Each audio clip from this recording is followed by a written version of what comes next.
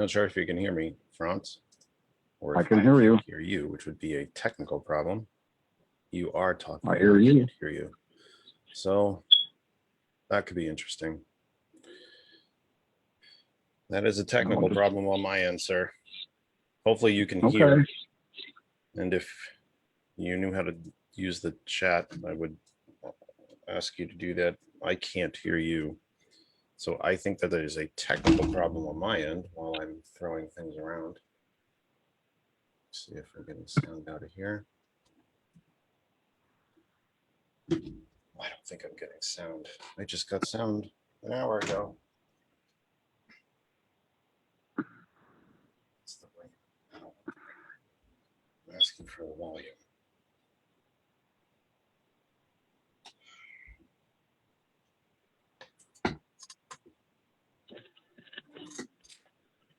All right, thank you for telling me that. I do not hear you at all, and that could be me. So my apologies. We redid the studio and it is not going well. Me. So,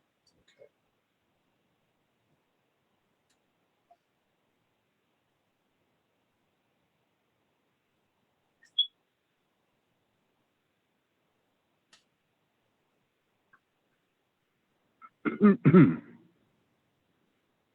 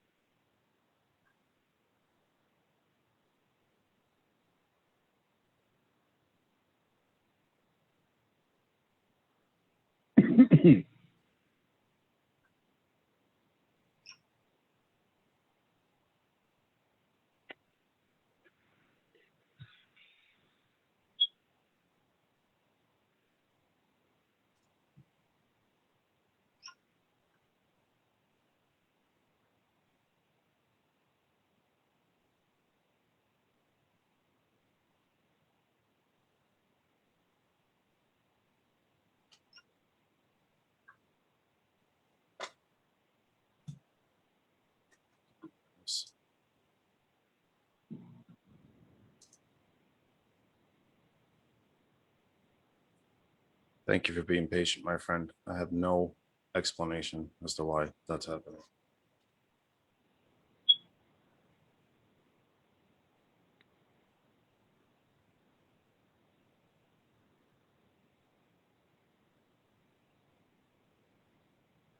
I really don't.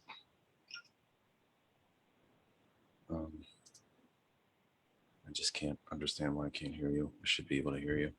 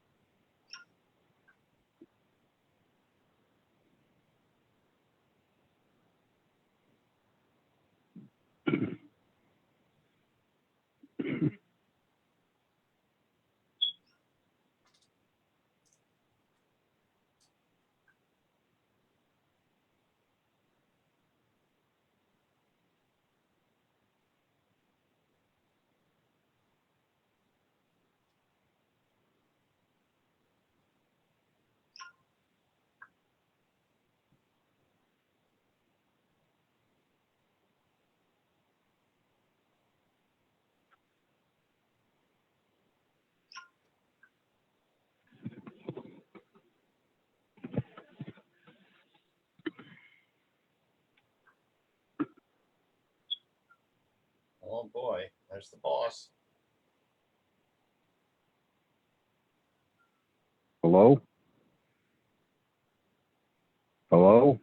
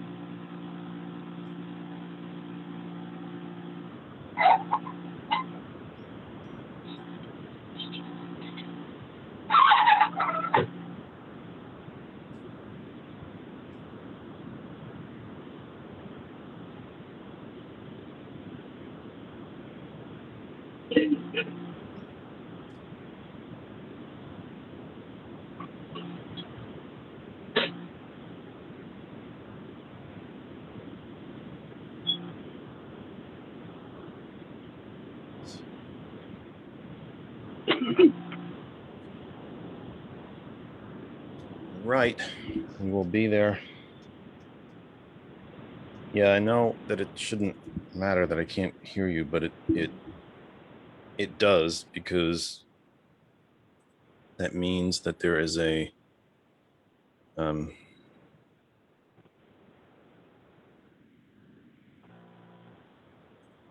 means that I have a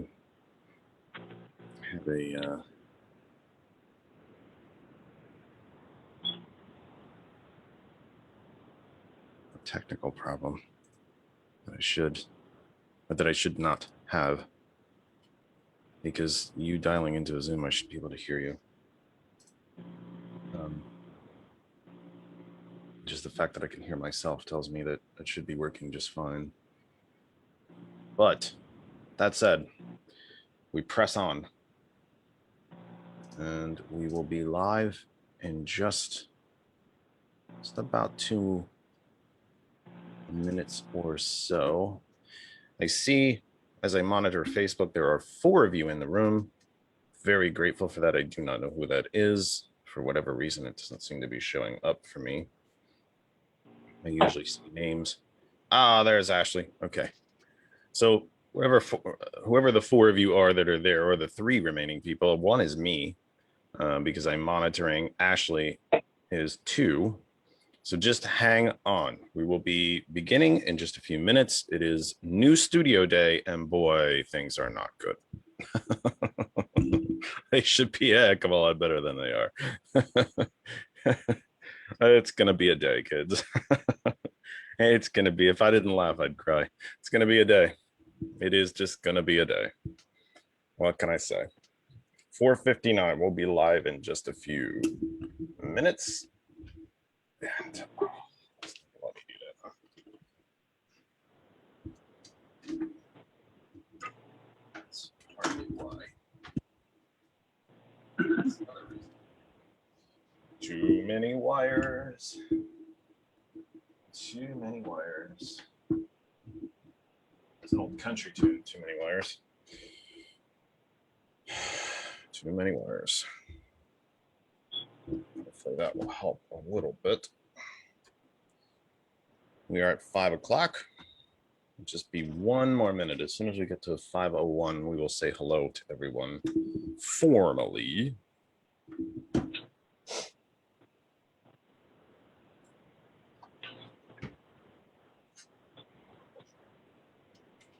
Almost there.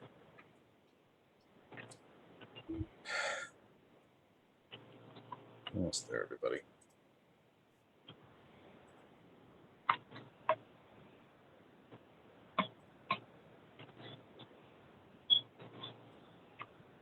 We are 5:01. So here we go, kids. Oh, good. I can't hear the campaign song. I'm not sure anybody can. Oh, boy.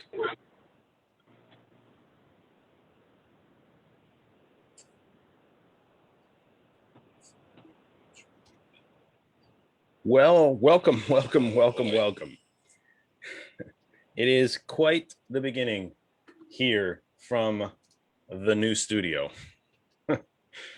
Welcome, welcome, welcome to all of our friends and family across the Facebook universe, and to our sisters and brothers across hot101.net around the globe. This is the Kennedy Effect live for June 6, 2021. You may hear, I just dropped my glasses, I just knocked water. And of course, having water by electrical equipment is always an excellent idea. There's my water. Let's just put that on the ground. You may hear a tremendous exasperation in my voice, and that is because we are having our first program live from our new studio configuration. And so what? Why is that a big deal? Well, it's a big deal. And why am I exasperated? Why am I so not happy? Well, it would appear as if some of the sound things are not quite working. And that's a shame. Our opening song did not play, or at least it didn't play in my ears. So I don't know if anyone else heard it. I don't think they did.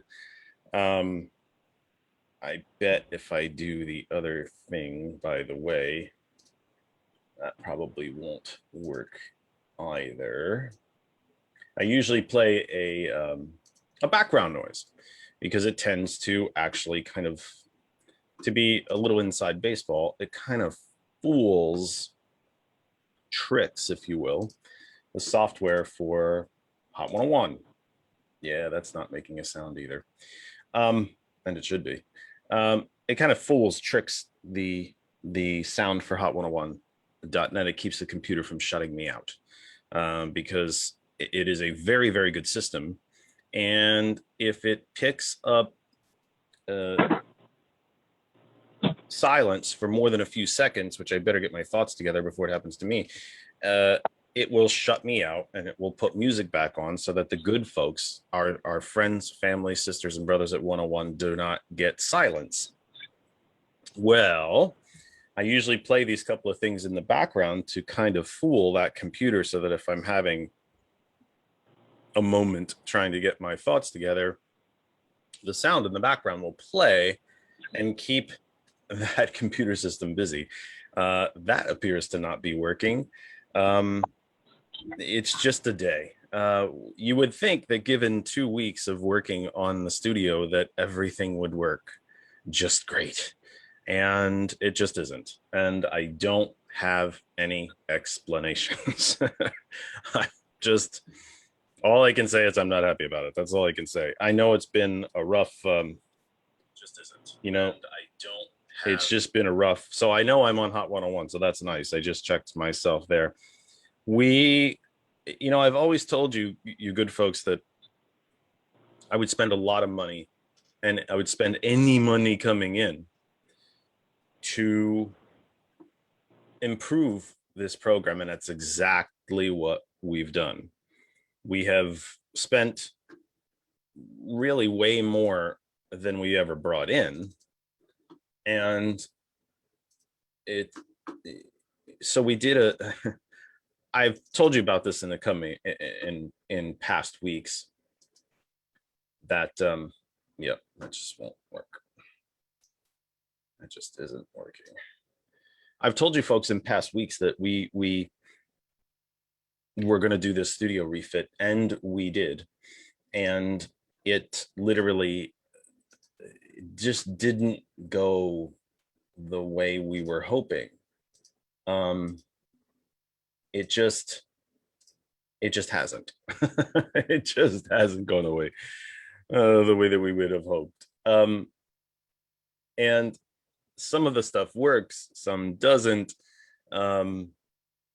Things that should have worked very, very simply by just, we're going to unplug this thing, we're going to move it so that we can move the desk and then replug it back in, and then it didn't work anymore.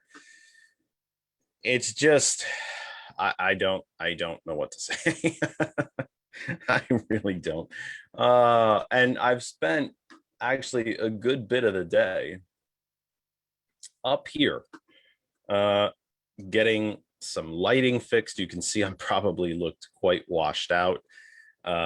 You can see we have what is kind of a new background behind us. If you're watching across Facebook, if you're listening on the radio, we have a new, sort of new black curtain background behind us. And it's just, it's stuff that should have all worked and should have been very, very simple. And it just hasn't been. It just hasn't been. And it's been quite trying, to be honest, because, when you try to do something right, you try to do something nice, you try to do something for your own program, and it's frustrating. It's frustrating. But here's the deal. We're here. We're not going anywhere. And so we're back, and we're back live, and we do have a program to bring you. And I guess if I sound, really exasperated or really thrown off, or like I'm not sure quite what to do with myself, it's because I don't quite know what to do. I didn't expect that to happen. I just didn't expect that to not work. It's disconcerting at a minimum. But I'm gonna try to bring up some background noises right now to keep the computer busy. But they don't seem to be playing either. Very interesting. Yeah, they're not playing either. I don't understand. I don't get it. Oh God, help me. I just don't get it. Anyway, listen, here's what we got for you today. Let me sort of reset, because I know that everything sounds a little bit odd, and I sound odd, and I sound weird, and I sound whatever. But let me just get to you through that. I guess that's not going to work either. Yeah, well, I can't play this stuff anymore. I don't understand. I just don't get it. I just don't get it. It's exhausting. It absolutely is exhausting. I'm so sorry. I should not be trying to do this while I'm on the air. This is the worst program in history. Oh God, I'm gonna bore you guys to death. You're gonna run away screaming. Let's try to reset the program. So it is June 6th, 2021, and we have returned from a 2-week vacation. We hope that you all had a very meaningful, substantial, and very enjoyable, but also a very safe Memorial Day weekend, whether you visited with friends and family, whether you just stayed home, whether you ventured outdoors. It certainly was not a great weather weekend here in the Commonwealth of Pennsylvania, but if it was a good weather weekend where you are, then I hope that you enjoyed it, and you enjoyed it safely. And it was that last Sunday, literally a week ago today, that we really tore this room apart and built up a brand new studio. And now we are just having issues. What can I tell you? We're having issues. That said, wherever you may be watching on Facebook, and we have shared the program to about 80 different places here this week, we thank you so very much for being there. Even if we have gotten off to a very unprofessional and very rough start, we very much thank you for being there. We could not and would not be here if it were not for you. So we appreciate you very, very much, every single one of you. And I mean that, whether you agree with me, disagree with me, love the program, hate the program, but just seem to tune in to see what I'm going to say next. If you are watching us live, or you watch the recorded version of the program later in the week, I gotta be honest, we don't care. We're just glad that you're here. We're glad to have you be part of the program. It's important to us. And again, we could not have a program without you. Wherever you might be watching, please feel free to stay there. Listen in the background, watch while over dinner, listen while you're having dinner, barbecuing, swimming, whatever it might be. You can stay exactly where you are and continue to watch the program, or you can come to our home group Facebook page for the program, and that is titled That Other Side of Information. That Other Side of Information is our home group page. You can reach us there, and the reason I usually encourage you to come to the group page is because there is, of course, now I'm fighting with the mic, nothing good can happen today. There's just nothing good that can happen today. You can join us on the homepage, because that is where I will see your questions and comments. And that I will see everyone when they enter the room. We can say hello. and I will see your questions and comments. Love the program, hate the program, want to argue with me, agree with me, disagree with me, ask a question, whatever it is, you can do it right there. That other side of information is the home group Facebook page. If you're any of the 80 places that we share the program, stay there, enjoy it. We're thrilled to have you, and we mean that. But if you would like to interact with the program, please come to the home group Facebook page, that other side of information. Our sisters and our brothers and our friends and our family at hot101.net, thank you for being there. We really, really appreciate it. I have heard from the powers that be at hot101.net that our numbers are very strong and very good, that we have a very good, loyal, steady, and growing audience, and that audience is literally around the globe. So we thank you very, very much for being part of this program. We enjoy bringing it to you. As you can see by the work that we've done, we work hard to bring it to you. It means a lot to us. And we are thrilled that you are there each and every week, that the numbers have been strong. And by the way, that literally folks from around the entire planet are listening. That truly is mind-boggling and kind of, really something to think about. And it makes us very proud, very humbled, by the way, but very, very proud. If you do not know how to listen to hot101.net, then you need to do so. What are you waiting for? My goodness, what are you waiting for? Whether it is the talk that we do here or the truly extraordinary music that happens all the rest of the time that we are not here, you need to be listening to hot101.net. It's a great, great outlet. It's a great station. It's a great global force, and you need to be listening to it. You will absolutely enjoy it. The DJs that work there are just so beyond what I do and so different from what I do, but yet, we're all part of this great family called hot101.net. So I encourage you with all I can, please listen, check it out. So if you don't know how, well, the web address is right in the name of the website. It's hot101.net. Just go to hot101.net. You'll get to the main website page. You can listen straight through there, or you can use any of the 3 apps. If you have an Apple device, go to the Apple App Store and search for hot101.net, get the app there. If you have an Android device, go to the Google Play Store and you will find the hot101.net app there. Or if you have the TuneIn Radio app, you can also find us there. Just go to the search bar and search for hot101.net. Our phone line is open. You know that if the phone line is open straight out of the gate, it means we do not have any guests lined up. Well, 2 things about this program. Well, now it's 3. Now it's 3. 3 things about this program that absolutely could drive me to drink are the technical issues, booking guests, and phone calls. So you know how I feel about them. You know how important they are to me, and you know how they make me crazy when they don't show up. Like, when your tech doesn't show up, or when your guests don't agree, or when you have trouble scheduling them. I shouldn't say that. It makes it sound like all the people I try to schedule are being a pain, and that's really not true. Sometimes it's just as easy as scheduling. And when the phones don't ring. Here's the interesting part. I don't know if I'm going to hear any of you since I can't hear, since the sound effects are not playing on the computer, and since I don't even know if I'll hear you, but I think the next thing I need to do before next Sunday is switch computers. I don't think I can run the program of this lovely computer that I spent an awful lot of money on. Nothing seems to be working correctly. But anyway, that said, the phone line is open and will be open at least for the duration of the time that we are here, until we have a fire or some of the technology bursts into flames. I just don't know.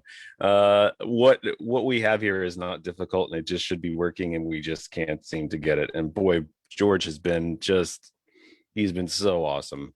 So awesome. His wife Lynn was here, and we spent probably, 8 or 10 hours just working on this studio, and finally we were just all toasted. We were just exhausted, and we had to stop with what was working and not working. And I've been in and out of it all week, in between working a full-time job, and we just haven't gotten anywhere. It's some things are working, some things aren't. It's not pretty, and it's a pain, to be honest, but because we care about this. We really do care about this. We want to bring you, if it doesn't sound good, if you can hear it, if there's weird noises, or if there's, if it just doesn't sound quality to you, you don't want to listen to it. And if you can't listen to it, then we're not here.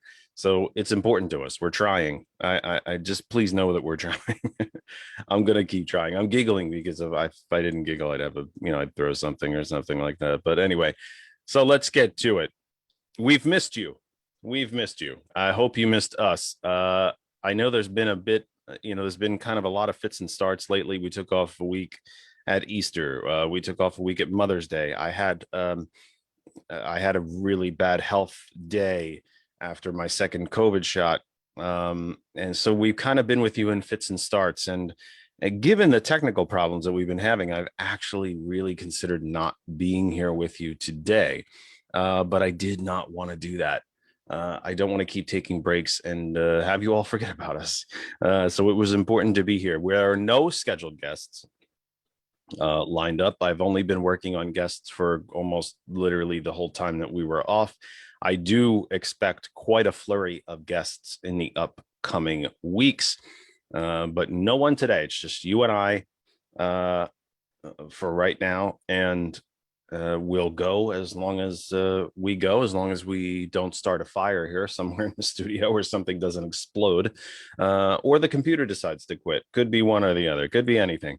But that's what we are going to try to do with you today. The phone line is open. I do not know if I will hear you, but please don't let anything discourage you from calling and being part of the program. 267-227-9189, 267 227-9189, 267-227-9189. If you are watching on Facebook, the phone number to our humble, very humble this week, a little program is right on the screen. So let's jump into it. It has been quite a couple of weeks for this country.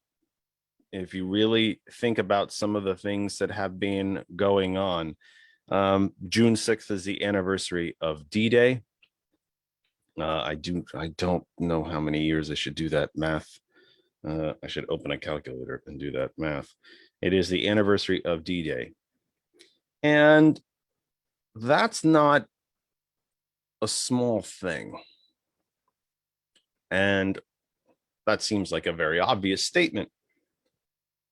And I guess the fact that it has come on a Sunday might be overshadowing this anniversary. It should be an anniversary that we very, very easily and readily bring to the fronts of our brains. But I suspect that we're kind of maybe glossing over is probably not the right word. Glossing over it a tiny bit because it's on a Sunday. I'm trying to do the math in my head now. It would have been 60, 80, I think it's 80. Is it 80? I think it's 84 years ago. I believe it was 84 years, if I'm not mistaken.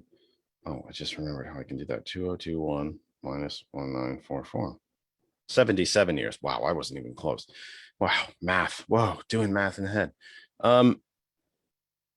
It should be a bigger deal simply because the vast, vast, vast majority of veterans from not just the D-Day invasion, but from World War II itself have passed on.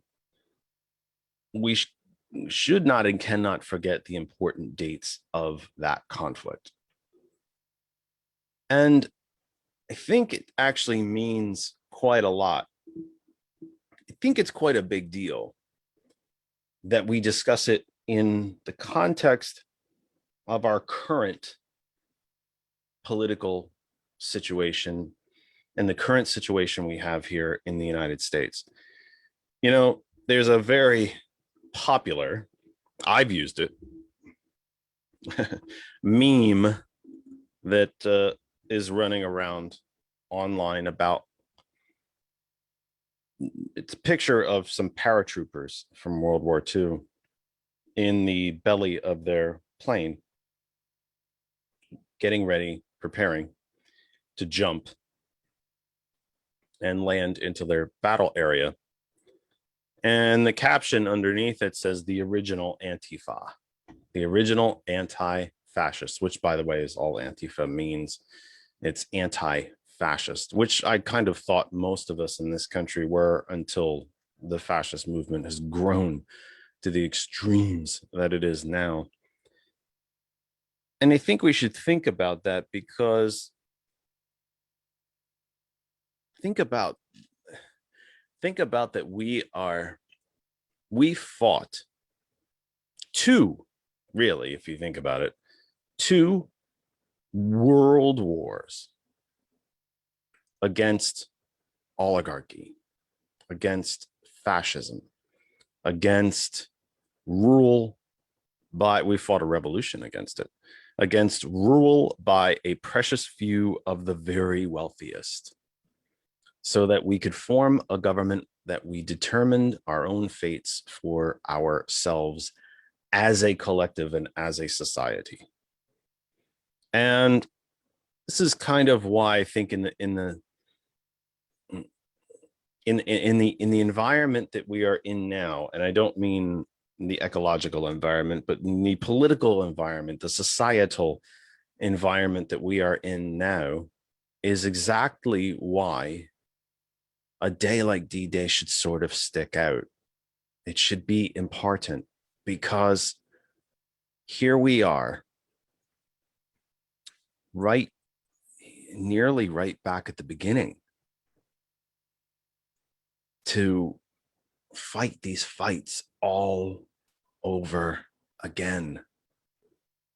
We're fighting these fights again. What, it's mind-boggling to even consider. The big difference is that we are fighting this. We're fighting this fight against fascism again, right here at home, right inside of our own country. We're fighting all over again. Is this what the framers had in mind? Is this what the framers and the founders had in mind? Because, so you might be thinking to yourself, well, how are we fighting this all over again when we, like, how can that be, Jeff? How can we be fighting this all over again? Well, that's a great question. And I'm not sure I can answer that necessarily. It's a complicated answer. It's not a small answer. But how did we get here? And we got here out of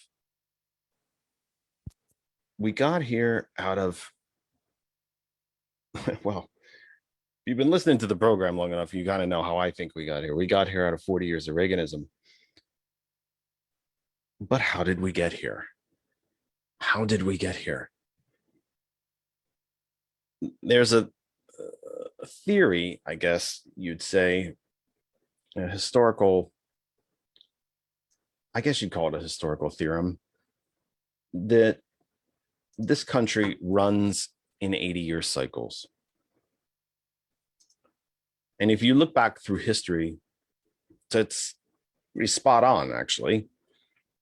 You have an economic calamity, a recession, a Republican Great Depression, some sort of economic calamity, followed by usually war,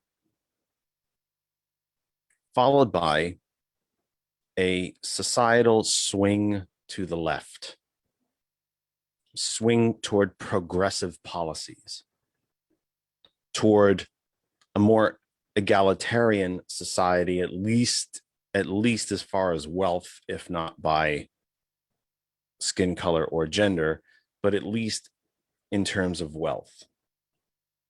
And I think we might be seeing that now.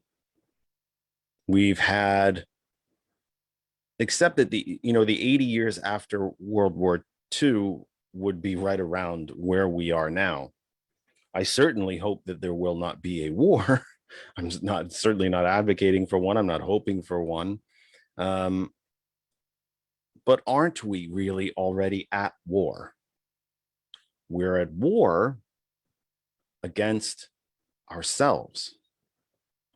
We are at war against a former political party that is now, well, let me back up. Who's at war, Jeff? Who's at war with each other? Well, to an extent, sadly, who isn't? Who isn't at war with each other? We have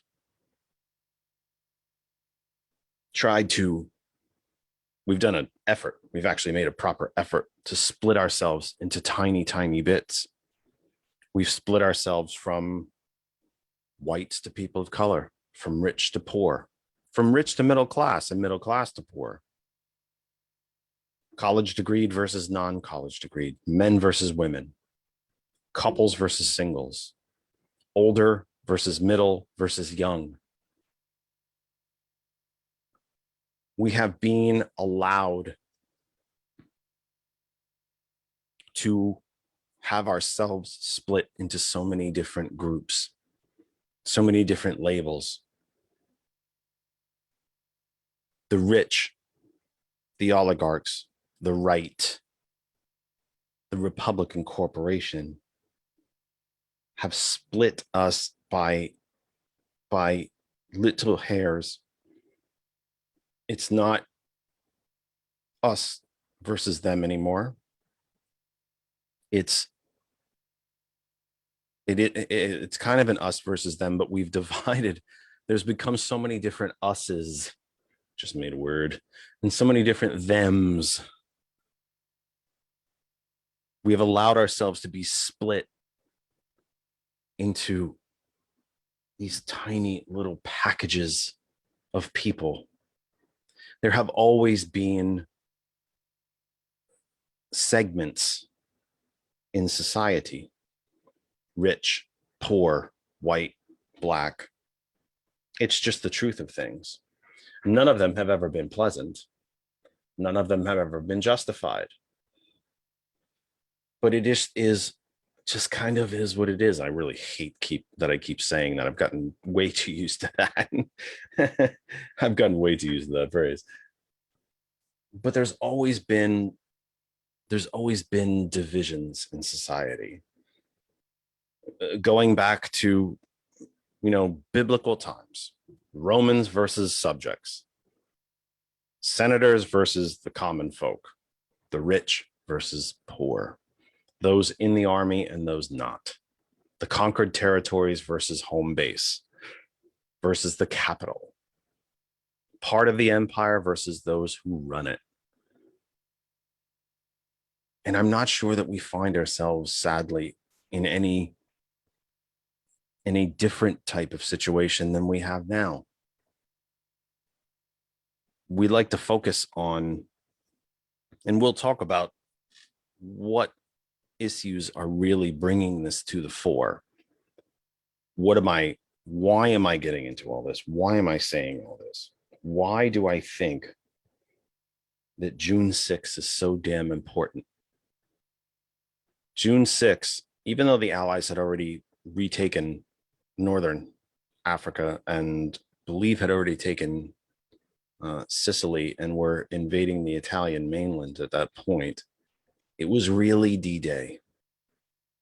It was really D-Day. It was the Normandy invasion that really, really told you where this war was going. even though the Axis had given up Africa and had lost Sicily, and Hitler was stalled in the Soviet Union, if not losing ground, it was really the D-Day invasion that kind of, I think, looking back on it from a historical perspective, gave folks the genuine sense that we're gonna do this. We can do this. We're gonna win this. And it made an outcome of victory pretty much inevitable. But at the end of the day, World War II was, and so many different people have labeled it, it was a war against fascism. These were 3 fascist governments. Mussolini himself created the term fascism. He had to create the term fascism because his original term, corporatism, was a bit too easy to figure out. People didn't like corporatism, but they kind of didn't understand fascism, even though the two things are interchangeable and that they're very the same. So are we not, as we look at the anniversary today of D-Day,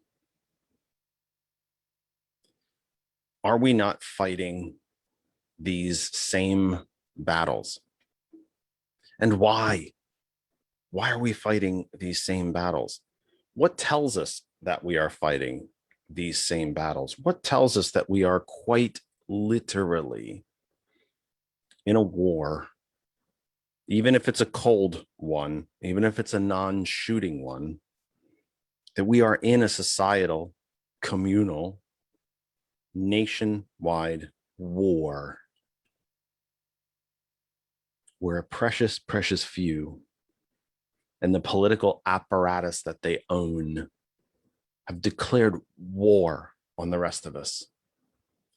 We do not get to earn. We do not get to have wealth. We do not get choice.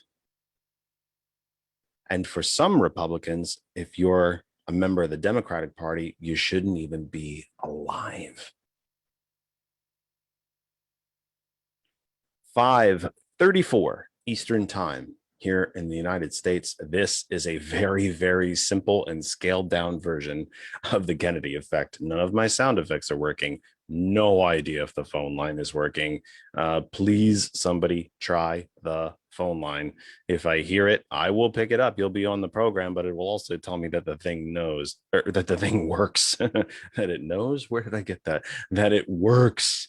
I think we're going to be trading computers before next week, kids. Wherever it is that you are watching, listening across the Facebook universe, it's about 80 places we sent the program to this weekend. Thank you very much for being there, especially today on a very, very bare bones, impromptu, not the most professional show I've ever done. This one is certainly not going to the Broadcasting Hall of Fame, I guarantee you. But you are still here with us, and we are still very, very grateful for that. And I mean that with all my heart. It's our first program from our new studio, same second bedroom, same Saucon Valley, same Lehigh Valley, same Commonwealth of Pennsylvania in the United States, planet Earth, third rock from the sun in the Terran solar system. That's us. We're here. We're back. First show from what is still the second bedroom technically, but now no longer has a bed in it. It is just tables and studio equipment, and it is something. It is something. If I knew how to show you everything, I would. I would have to log into the Zoom and do a separate login and all that fun stuff. I don't know. I'll think of it. If I can show you the menagerie that is this room currently. I'm not so sure I should, though. That's pretty darn it doesn't look good. Let's put it that way. It doesn't look great. Anyway, that's us. We're here, and we're glad that you are there. It does mean the world to us, and I mean that. I truly do. We could not do the program without you. So wherever you're watching across the Facebook universe, thank you for being there. If you're watching intently, not a lot to see, just this mug. But if you're listening in the background during dinner, getting ready for, well, maybe schools are probably done. I usually say doing homework, but maybe most of the schools are done, or maybe they're finishing this week. But whatever it is that you're up to, thanks for being there. If you do, please come to our home group Facebook page. That other side of information, join the chat. There's a few folks in there. Wanted to say hello to Ashley, Marianne, and I'm not sure who else is there. It says there's 4 people. Oh, I'm the other one. I'm the other one watching. When it says there's 4, I don't know. But it's, I'm really lost. My mind is all over the place because half my brain is thinking, oh, this isn't working. This isn't working. This isn't working. Thanks for being there. Hey, hot101.net, my sisters and brothers and friends and family there. Thanks for being there yet again. And the same to you folks on the audio side, only catching the audio side of the program. We're absolutely thrilled that you are there. It means everything to us. We could not be here if you were not there. That said, we want you to be part of the program. I realize that not everything is working exactly right now, but we're glad that you are here. It means everything to us. You mean everything to us. We could not have a program without you. Not everything is working. There we go. I am on Hot 101. I keep checking because I don't know what's working. I don't know what out of my tech is working. Let me just put it that way. So yeah, thanks for being there. Means everything. We really do mean it. It appears none of my telemetry is on 101, trying to tell you what program is actually on. But we mean it. We're glad we couldn't do the program without you. You just mean everything to us. We can't do it without you. So thanks for being there. That said, let us press on. Call the program. You can call the program. We would be thrilled if you did so. 267-227-9189.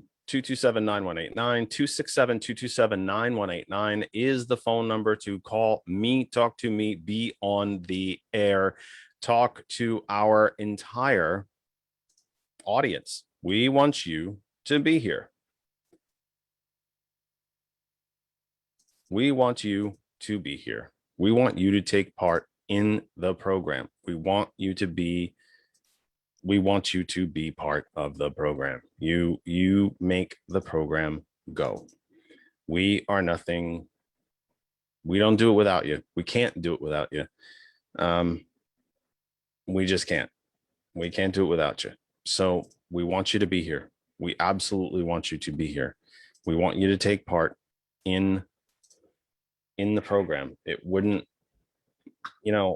I say this a lot, and I think I kind of sometimes get a little crap for it.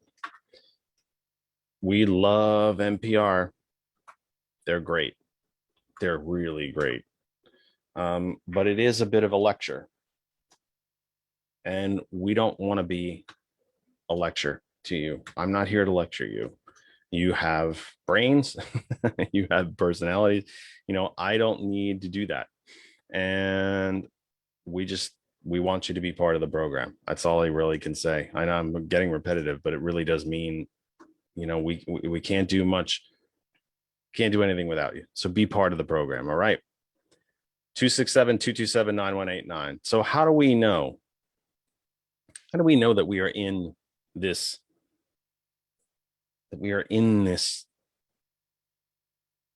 war, that we're in this cold civil war? How do we know? How do we know that? Well, let's think about what has happened since the onset of Reaganism. Let us think about what has happened to middle class folks, to poor folks, to people of color, let us think about what has happened. There's really no way in my mind to think of it any other way other than that a war has been declared upon us. And our wealth has been stripped. Our jobs have been stripped. Our unions have been taken apart. Our public education system has been taken apart. Water systems and electrical systems have been privatized. College is unaffordable. And even if you can borrow the money needed, you will be trapped in a cycle of debt, keeping you from ever buying a home, sometimes even buying a car, as we talked about our last program. What happens? And let's not forget, by the way, our very being as Democrats have been threatened simply for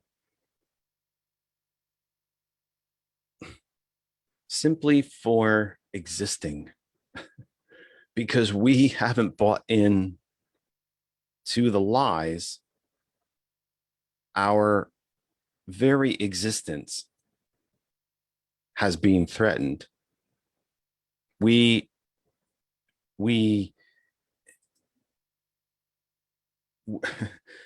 There are Republican legislators. Let me put it this way. There are Republican legislators throughout the country. This is not just a Pennsylvania experience, sadly. Well, it's sad, really, to be honest. It's sad on a lot of levels. This is not just a Pennsylvania experience. Democrats have been, it's open season. It's open season on us. There are Republican legislators throughout the country who have said openly in public that Democrats should and deserve to be rounded up, arrested, shot, just because we're members of the Democratic Party.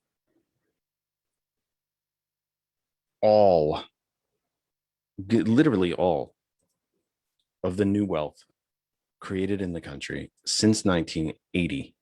Sorry, since the year 2000. Since 1980, I think it's in the 76-ish, 84 percentile. But all the new wealth created since the year 2000, all of it has gone to the top 1%. The top 1% has actually now extracted $1 trillion. I want to say, no, is it? Yeah, $1 trillion in wealth from the rest of us. Everything about being a middle-class person in the United States has been attacked. Schools, not if you can't afford them. Can't have those. They cost money, and rich people don't want to pay taxes. Roads, we don't want to pay for those. They cost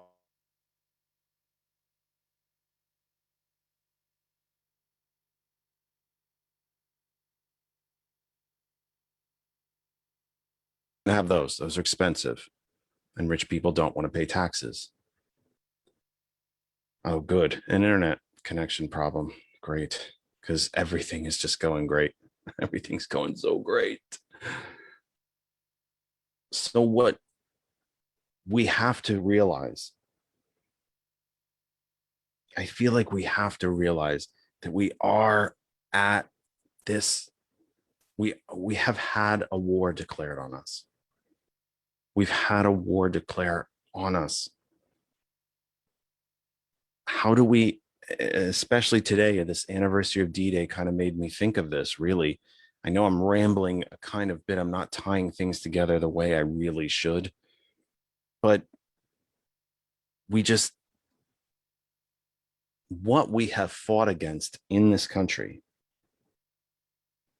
more than once, our own revolution, War of 1812, the Civil War was a war against fascism and oligarchy. And certainly world wars, the two world wars. We have fought so many wars. I guess when you think about Memorial Day and considering that today is the anniversary of D-Day, we have fought so many wars for the rights and for the sake of the rights on which the country was founded. And now we find ourselves in a cold civil war here on our own soil again in this country, fighting for our very right to exist, for the right to exist as a nation as we knew it, where you can go get an education. There is social, economic, wealth, mobility. There is actual equal opportunity, equal earning for men, women, folks of color, young, old. I was listening to Thom Hartmann, as I do as much as I possibly can every day, every weekday. And, you know, he gets a lot of phone calls. He gets infinitely more than I do. But a woman called him, and I don't remember her name. She was 74 years old. 74. And, you know, Thom had sort of thrown the question out there of, have you gotten vaccinated? If you did, how did it go? How do you feel now? How do you feel about lowering mask requirements and turning them from, you know, how do you feel about whether independent businesses can say, well, we're still going to require them or not? Which I find, you know, a very interesting hypocrisy from the Republican corporation, that they demanded that the economy open and that you can't force people to wear masks. And now they're rebelling against the businesses who say they still want masks in their business because somehow that's tyranny. But when they were screaming about how you should not have to wear a mask in a business, then that was freedom. Very interesting. But the woman was 74 years old, and she said she was still working, that she had actually re-entered the workforce because her Social Security could no longer keep up.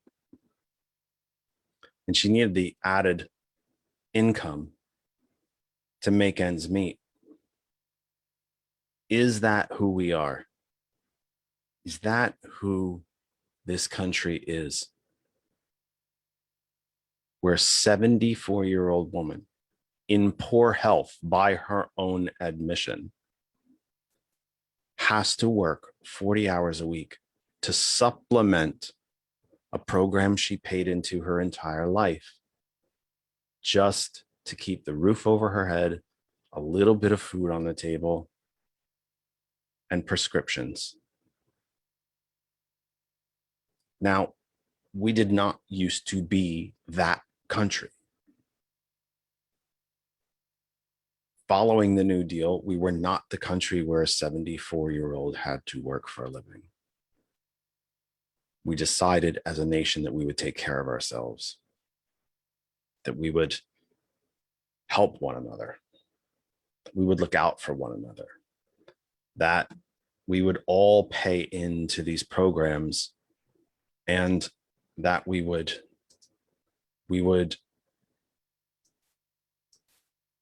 help each other. And it's all been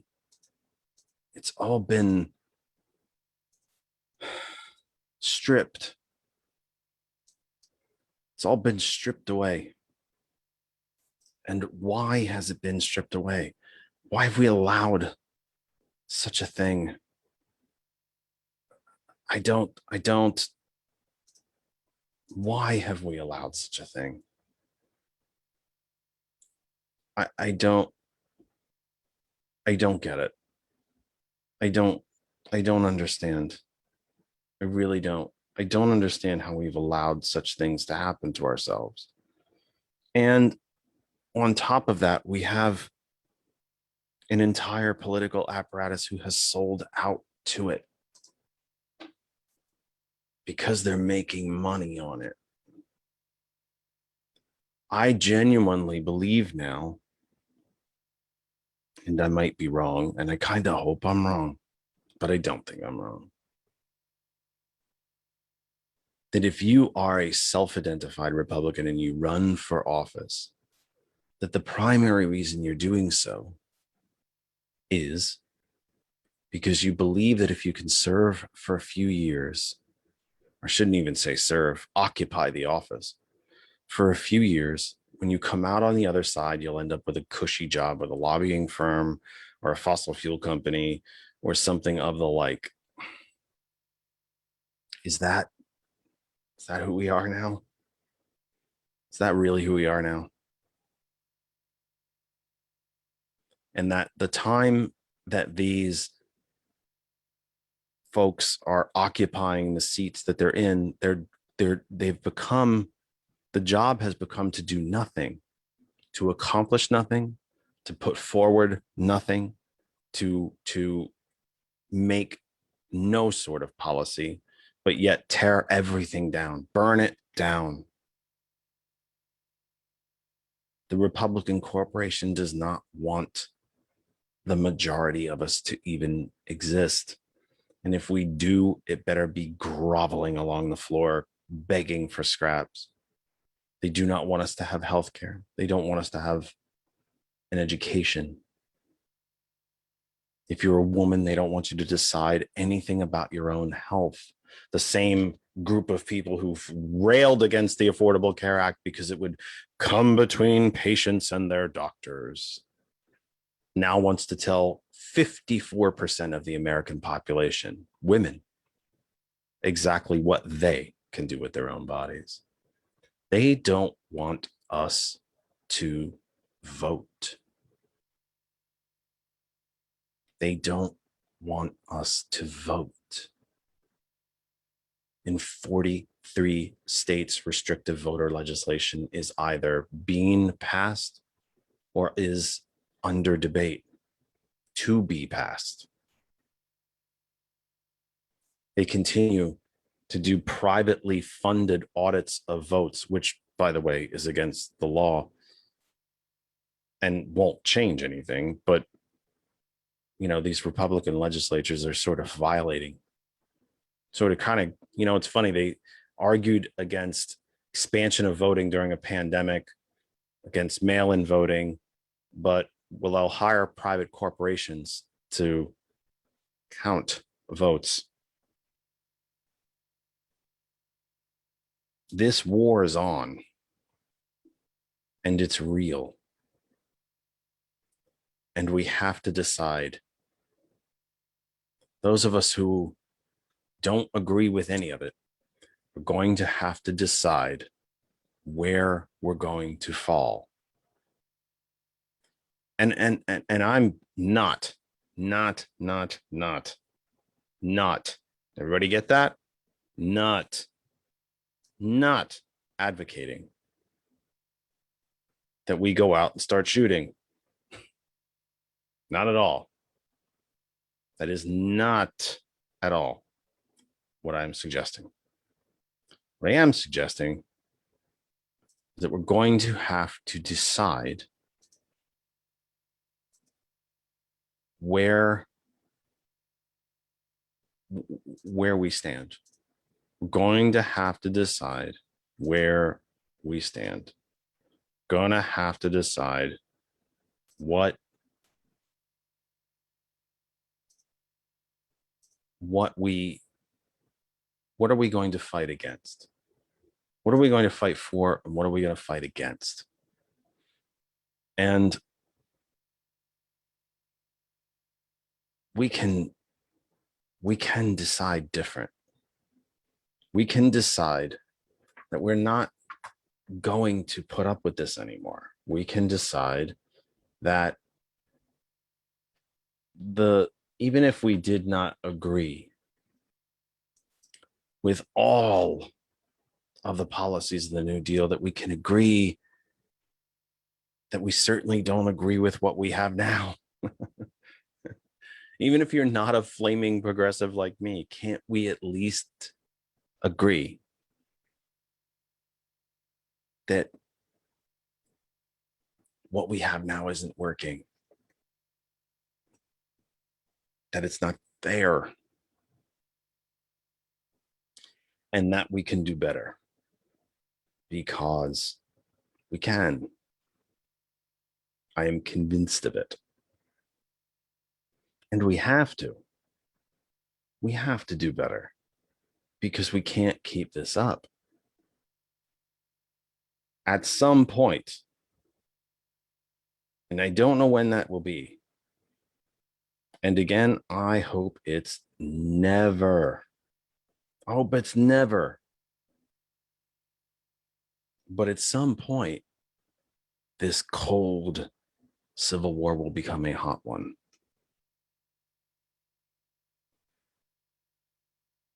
What happened at the Capitol on January 6th?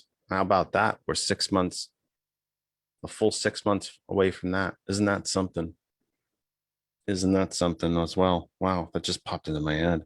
Yeah, today's June 6th. We're 6 months after the attempted coup at the Capitol. So you understand, at least I certainly hope that you do. You understand why I say that this anniversary of D-Day really should always mean something. It should always mean something. It should always be it should be one of the unforgettable dates in history, one of the automatic dates in history. July 4th, 1776. September 11th. December 7th, 1941. October 29th. It's kind of a dumb rant for me to get on. I'm talking about dates, and now I can't remember the date of the great stock market crash, which began the Republican Great Depression. I want to say October 29th, 1929, but I could be wrong. It's which is kind of ironic when I'm trying to rattle off dates. 1066, the writing of the Magna Carta. These are automatics. They should be automatics. And I think January 6th should be one as well. Just as much as June 6th is and should be an automatic memory date, so should January 6th. Because again, remember what a failed coup attempt is. Remember what the other name for a failed coup attempt is. Practice. It's practice. Practice for the next one. Practice for the one that succeeds. Practice for the one that succeeds. 267-227-9189, 267-227-9189, 267-227-9189. is the phone number for the program. If the program sounds a bit different to you this week, well, that's because it is. It is a bit different this week. None of our background noise is playing. We've had an internet connection problem. A big fancy new mixing board that we bought and spent a lot of money on doesn't work. I'm having problems with this computer. We'll probably have to switch computers after this program, sometime before next week's program.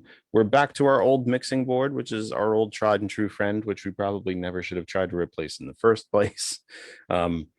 It's just an interesting day here at the Kennedy Effect. I'm rambling a bit out of my own head, and I don't necessarily think I'm being terribly eloquent about the point and the actual theme I really wanted to hit today.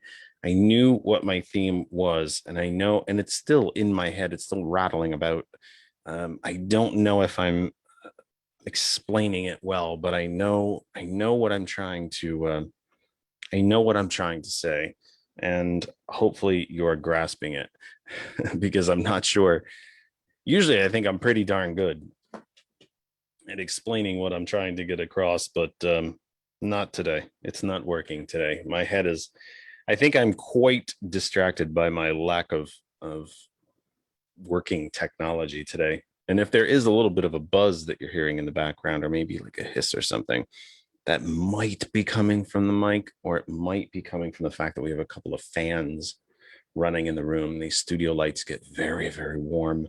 The computers put out heat. It's just very warm. And plus, it's 90 something degrees here in the Commonwealth today. So it's a very, very warm room. Hopefully the noise from the fans is not bothering. It's a little bit of white noise. It's okay. We'll get through it.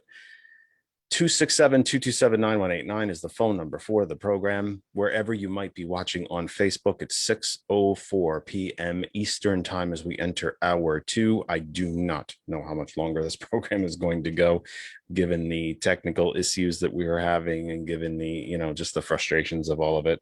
But it is, we're here. We're glad to be here. We're glad you are there wherever you might be watching across the Facebook universe. Thank you. If you're watching live, if you're with us live, thank you. If you're watching a recorded version of the program, thank you. Everywhere that shares this program, every group, every page, every friend, every member of that other side of information, thank you too. We redid this studio because we believe that this is a worthwhile program, that it's a worthwhile project, and it is very much a passion project. And again, DJ Lex was kind enough to tell April, and then April told me that the numbers are really good for the program. We have strong international listenership for the program. We thank you for that. We thank you, Facebook, and we thank you, Hot101.net. So wherever you might be watching across Facebook, stay there, enjoy. That's awesome. Or please come to the home group page for the program, That Other Side of Information. Very quiet, very quiet chat room. No, not a single comment, to be honest. Some loyal listeners in there, and we thank you for that. Not a single phone call, as you have heard, and not a single comment really in the chat. But then again, hey, it's the first weekend of summer, so to speak, if not scientifically, at least in reality. Again, I think it is. I'm going to ask Weather Channel here to tell me. It's in the upper 80s or low. It's 91 degrees here in the Saucon Valley with a real field temperature of 94. So I think a good number of people have decided to take advantage and be outside, and I can't blame you one bit. I agree. You probably should be. 91 here, and it feels like 94. You should be outside and you should be enjoying it rather than listening to me prattle on about politics. But this is a little more than politics. This is society. This is the world we're living in. This is the Cold War that is properly on against us. And that is what we're kind of droning on about so far here today on a very odd, let's be blunt, a very odd and not a very high quality episode of the Kennedy Effect. I have to be honest with that. But you know what? I have to say, what makes me feel a little more human sometimes, is when the other DJs at 101, we have this running text thread amongst all of us, just to keep us all informed on what's happening. And, if somebody can't do a shift, or I shouldn't say a shift, can't do their show. And actually this week, one of the other great DJs, and I would have to scroll through and find out who it was. There's like 15 of us in this text thread. It said, I can't do my show. I'm having technical problems.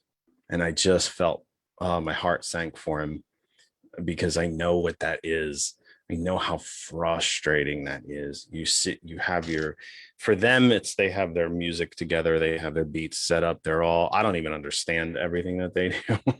I just know they're really, really, really good at it. But I can't say that I understand all of it. But when you get your time set, you get a meal in, you get all prepared, you dress, because they are on Facebook the same as I am most of the time, you get everything set, and then you push that button and you're ready to rock and roll. And just technology's telling you, yeah, you're not there. Or worse, when it tells you that you are there, but you can't hear anything. It's so frustrating. So I felt for him so bad. But that's the program sounds very different this week, because it is very different this week. Brand new arrangement here into the studio, and not everything has gone well. As you can tell, the background noise is kind of a bit higher. The fans are a little loud, but the usual type noise that runs in the background is gone. My music didn't play at the beginning. It's just a weird show. If I was smart, I would just, I'd drop. Wait, I can't drop this mic. It's bolted to the table. I would throw it or something and just walk out and get on my bike and go take a ride or something. It's just been a weird evening. I just can't say anything else. It's just been a weird evening.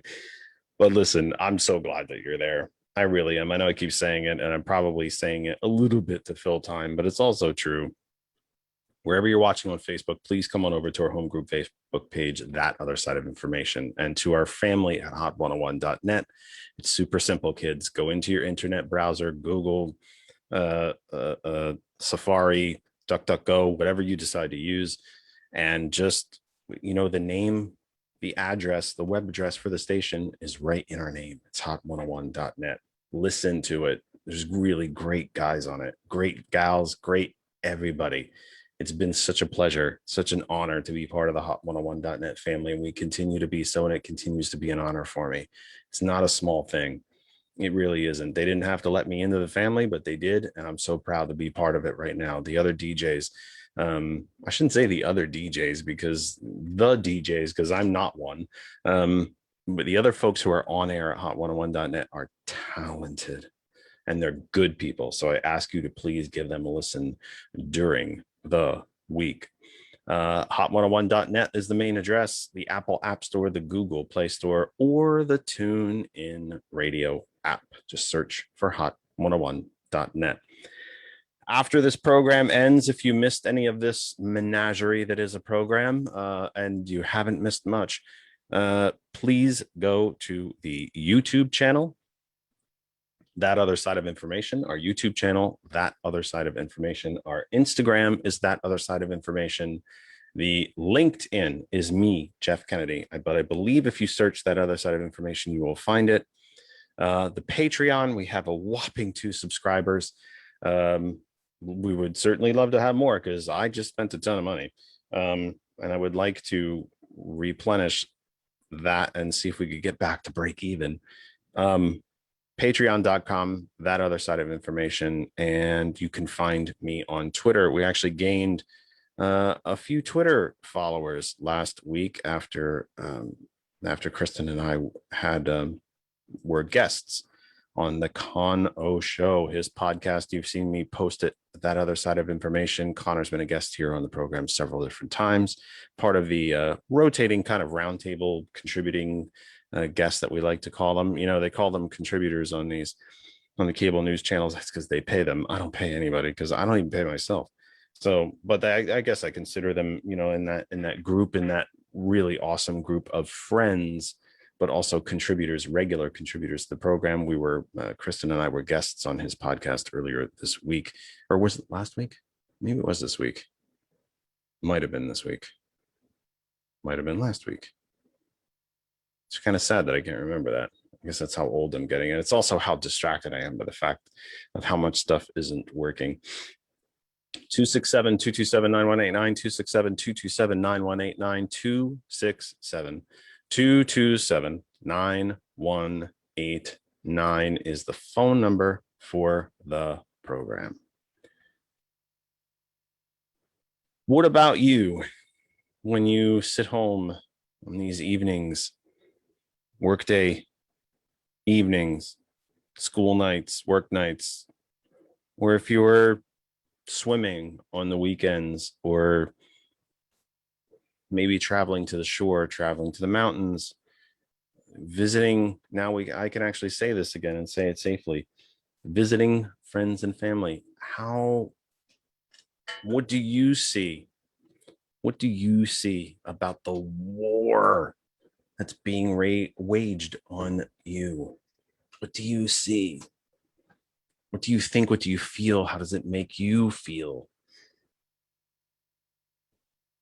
If you are one of these self-identified Republicans who is really, really, really struggling, when does the light click on? When do you look yourselves in the mirror and decide, I deserve better than this. I want better than this. After a spate, a flood, a tsunami of anti-voting legislation throughout the country, this week we have gotten new abortion legislation throughout the country. Is this really the top of the food chain of issues in our country? How do you square conservatives? How do you square it, Republicans? How do you square it that you don't want government involved in your lives, except when you're not living the way I think you should, and then I think we should use government? How do you square that? How does it make sense to you? It can't. You have to understand that the two things can't exist. They can't coexist. I don't understand it. I don't. And I continue to not understand it. And the interesting thing is that when I have these discussions with Republicans straight to their faces, they don't have the answers either. They really don't. And then that begs an entire whole question. They can't square what has become the Republican Party line of, well, boys, 6th of January wasn't that bad. Looked awful peaceful to me. But boy, if that was a whole group of Black Lives Matter, you know it would have been violent. How do you square that? And the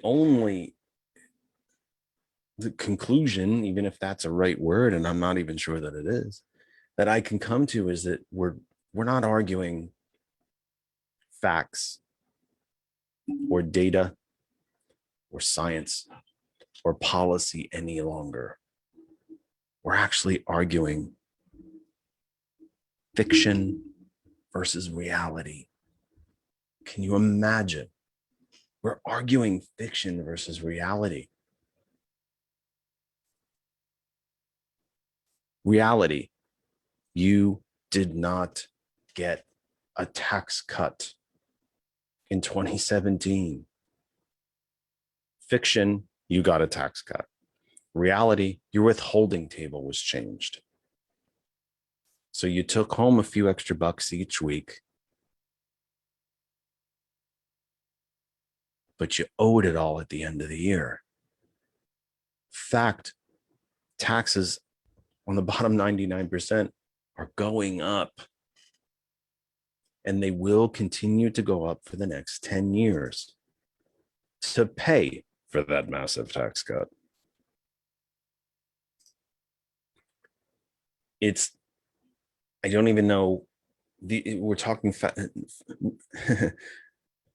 alternate reality. January 6th was perfectly peaceful. Fact, it was a coup attempt. It was a coup attempt.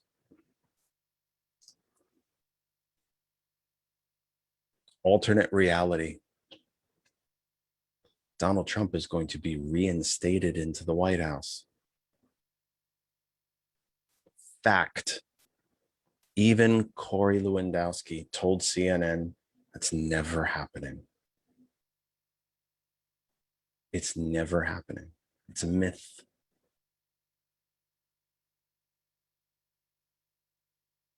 Alternate reality. My taxes and my money are going to poor people.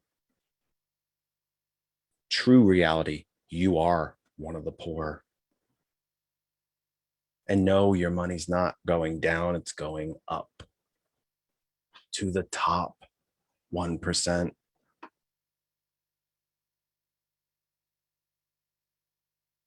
And here's an odd piece of reality versus alternate reality that you might not expect from me. Alternate reality. You have no shot at success in this country without a college degree. Fact, college has become, for too many people, not for everybody, but for too many people, yet another path into being locked into perpetual debt. Not just success, not education, not failure even, but just perpetual debt. Another way to make you a customer.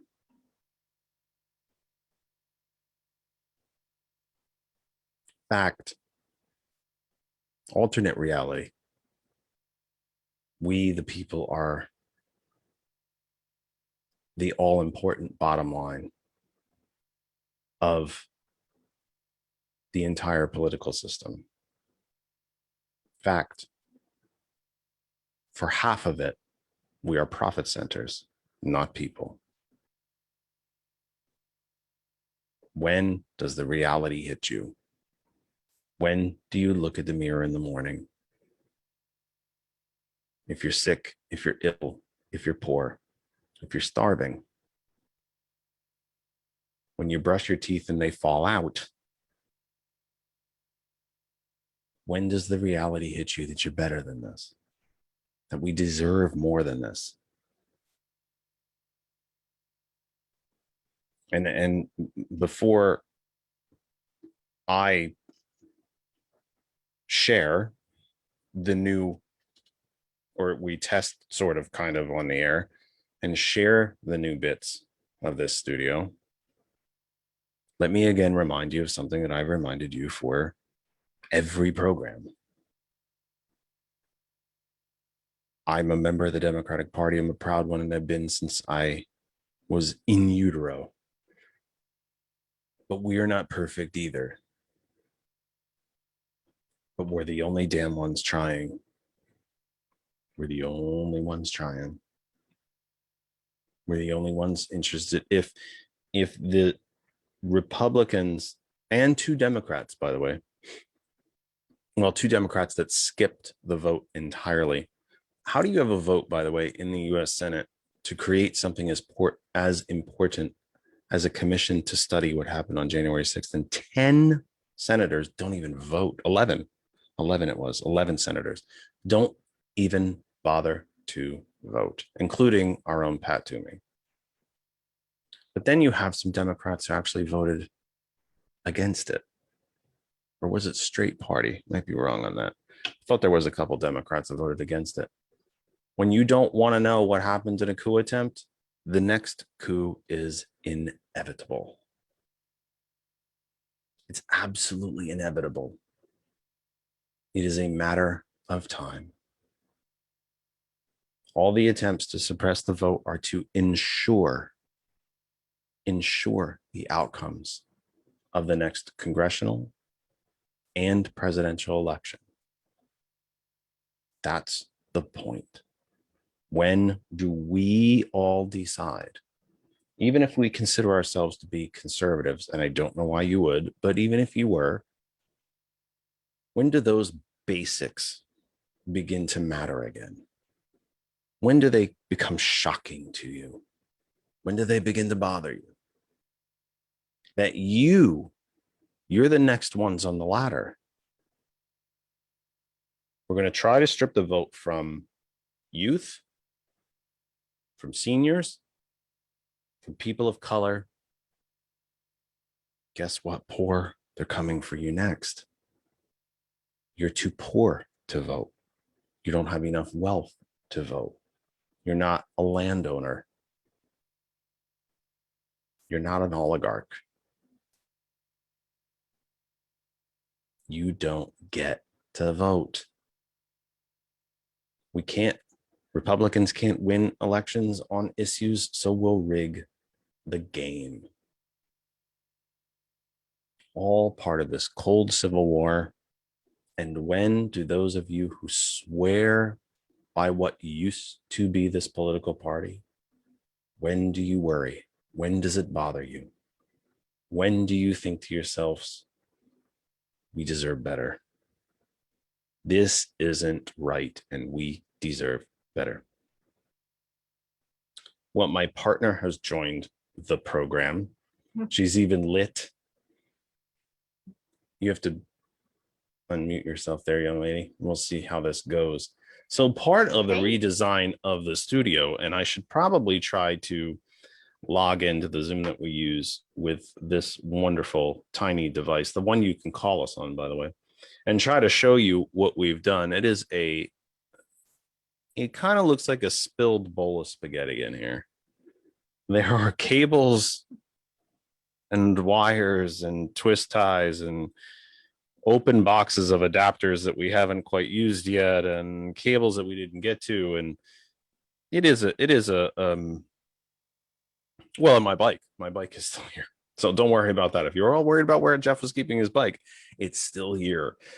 It's quite a sight in here. It's quite a sight. I should show it to you. I think I may try to do so.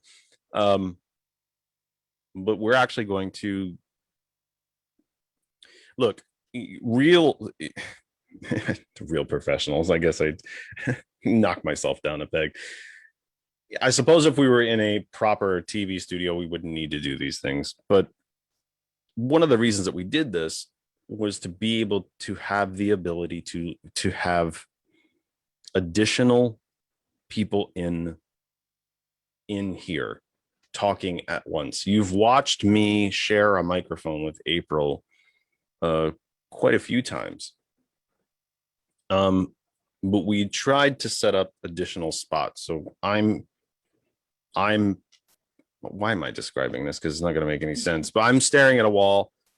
Kristen is now off to my right, and there is another place for someone to be in front of me. So that was the whole goal of doing this. So I guess you could kind of say technically we're doing a bit of an on-air test.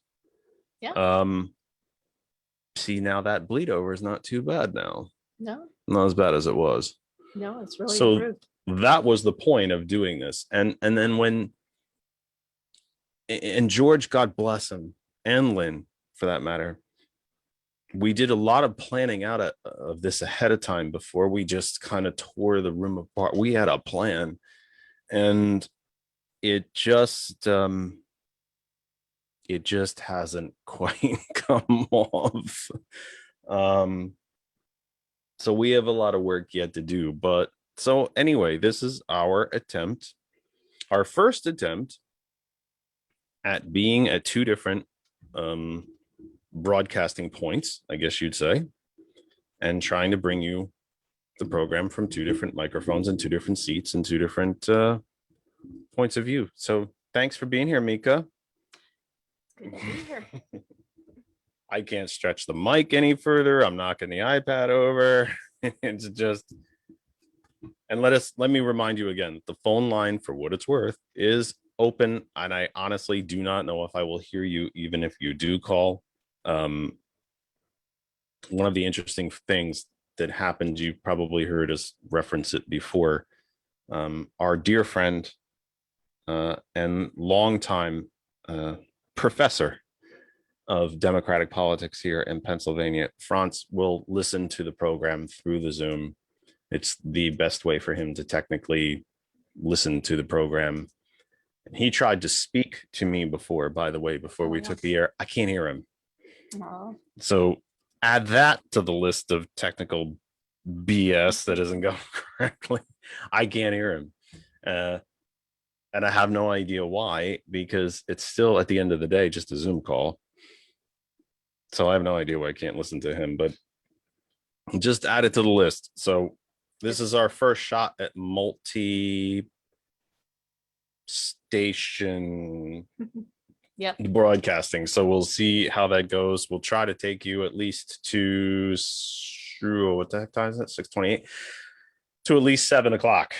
We'll try to take you to at least 7 o'clock, and then I might throw some of this equipment and beat it with a baseball bat and get on my bike and go ride for a couple 20-ish miles and then come back if my bum can take it.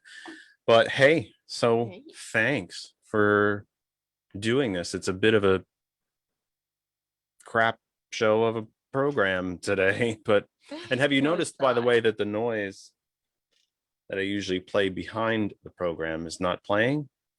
I did not notice that until you mentioned it. Because it's not working. So guess what we're going to do this week? Oh, we'll have fun this week. That computer is coming back over here. I think it's this. I think it's this very expensive computer that I purchased, I think is my problem. Well, and considering that this is downloaded into here, it just should be playing, and it just isn't. It's been quite a thing. So you and I have been taking part in the latest version of the Pennsylvania State Democratic Committee, and it still seems to me, you can tell me if you agree or disagree, that there is a continuing, shall we say, sense of mystery inside of our own party and swaths of our Commonwealth about, and maybe I'm guilty of it too, how do we talk to the other side? I certainly have a different approach of it. You and I have talked about it. I wouldn't say argued about it, but we certainly don't agree on it. How do we talk to the other side? When does the other side, or the self-identified members of the other side, because the party, the political structure, the corporation structure is never going to come to this realization because they're making money and they have the power. But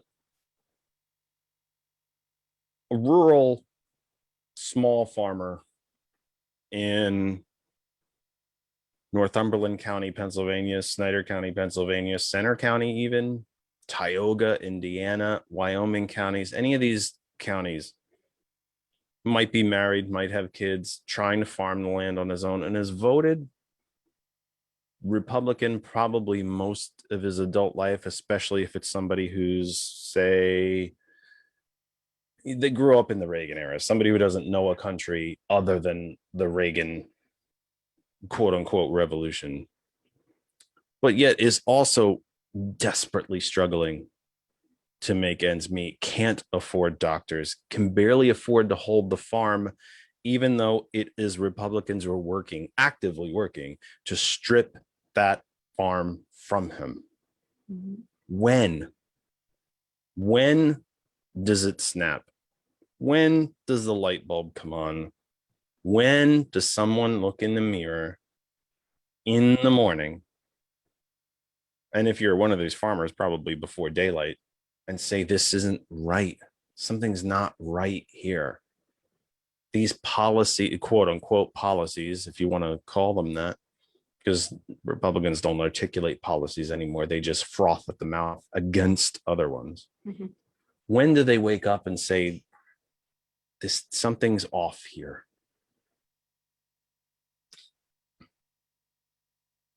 Oh, that's a lot. Yeah, we have talked about this before. We haven't always agreed about it either. Well, I think, I don't know if deep down we necessarily disagree as much as I think, and I'll preface this by saying I grew up in Snyder County, about 45 minutes to an hour north of the state capital, Harrisburg. Is a deeply, deeply Republican county, about a 65-35 split. Last time it voted for a Democratic president was James Buchanan. And I'm not even sure that counts. I would say this, I think first and foremost, before we say, how do we talk to the other side? I think we need to identify who are the persuadables on the other side with whom we wish to engage with. And I think that's a big part of this. I've been working a lot recently on messaging and utilizing in particular the race class narrative. And if anybody wants to know what that is, it is a messaging structure that starts with your vision, your values, the things that we have in common that we all want, regardless of how, of party or age or background or where you live. Things like a good education for our kids, for our parents to be not taken care of, but to be comfortable and secure in their retirement years.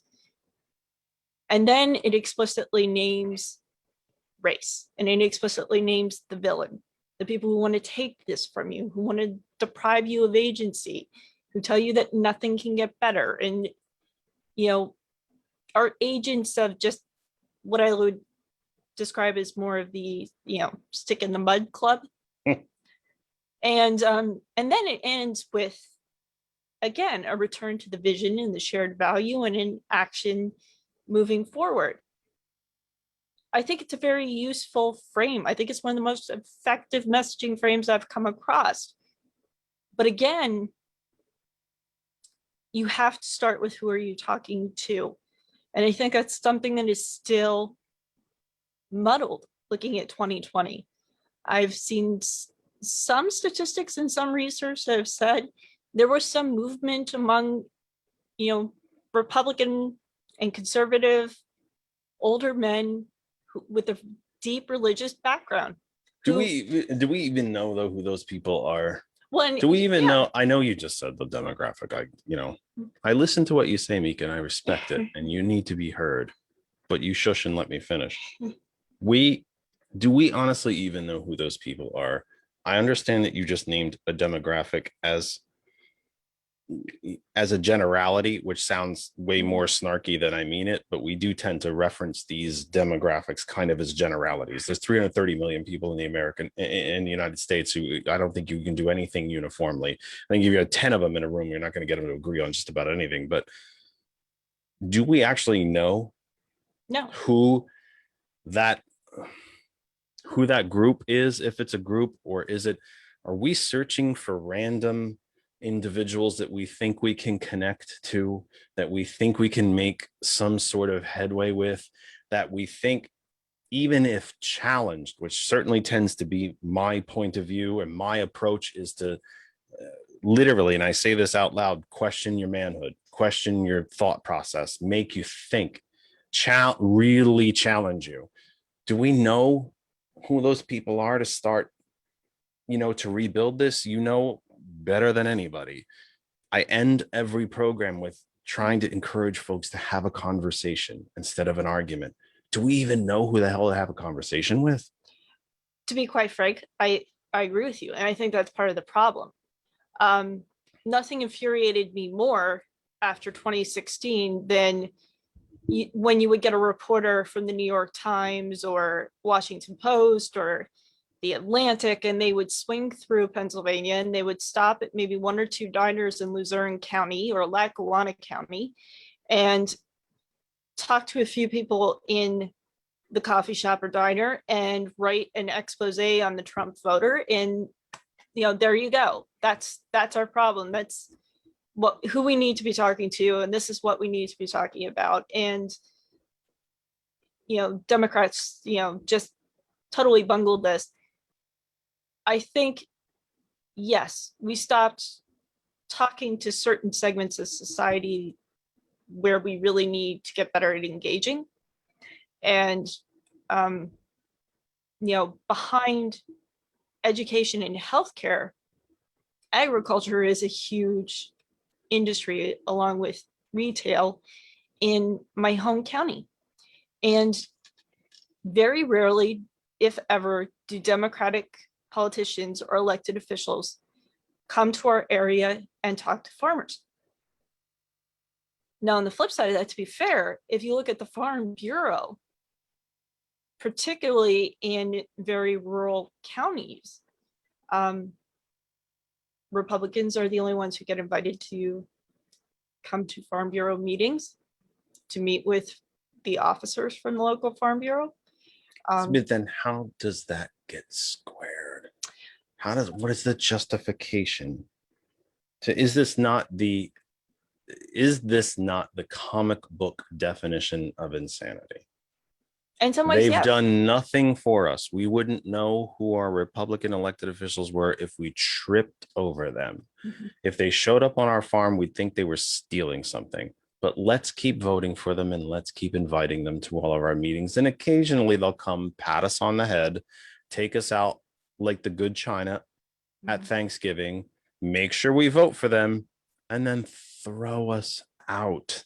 When does the realization come? When does an entire group of folks who identify themselves with a political party that no longer exists look themselves in the mirror and see something's not working here?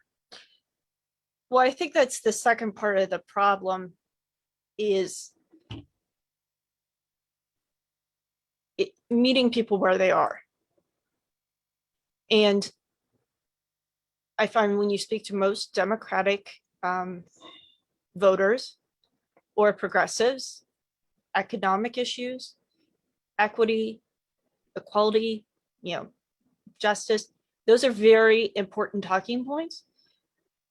I think often with the mistake we make. Let me break it down. Let me break it down even further. Well, If January 6th didn't alarm these folks, is anything going to reach them?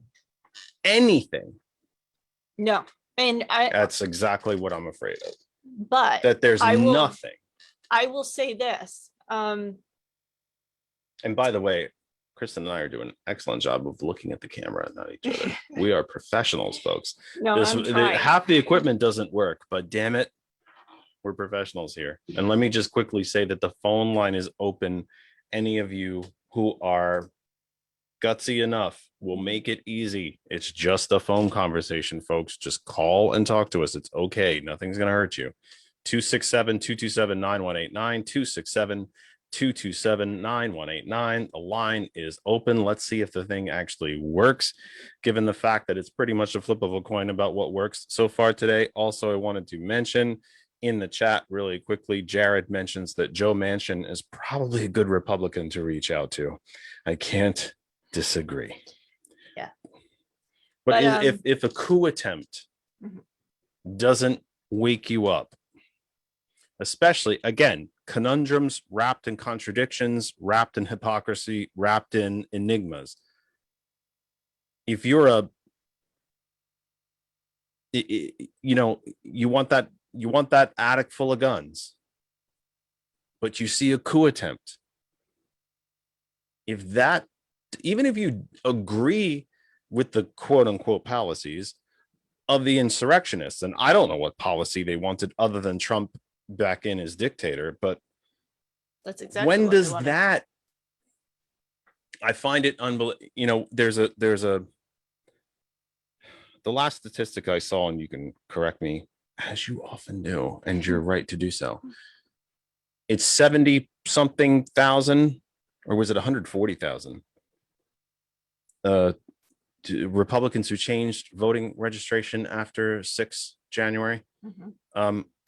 So okay, so they got it, but with big elections coming up in Pennsylvania this fall, and especially next fall, we know it's going to be on a racer's edge to as to which way the state will go. And if a coup attempt doesn't wake you up, what does? I think That's that the part I can't wrap my head around. I think what we need to remind ourselves to do is two things in regard to the reaction by conservative voters and Republicans to January 6th. One, manage expectations. Nobody switches their party affiliation overnight like that.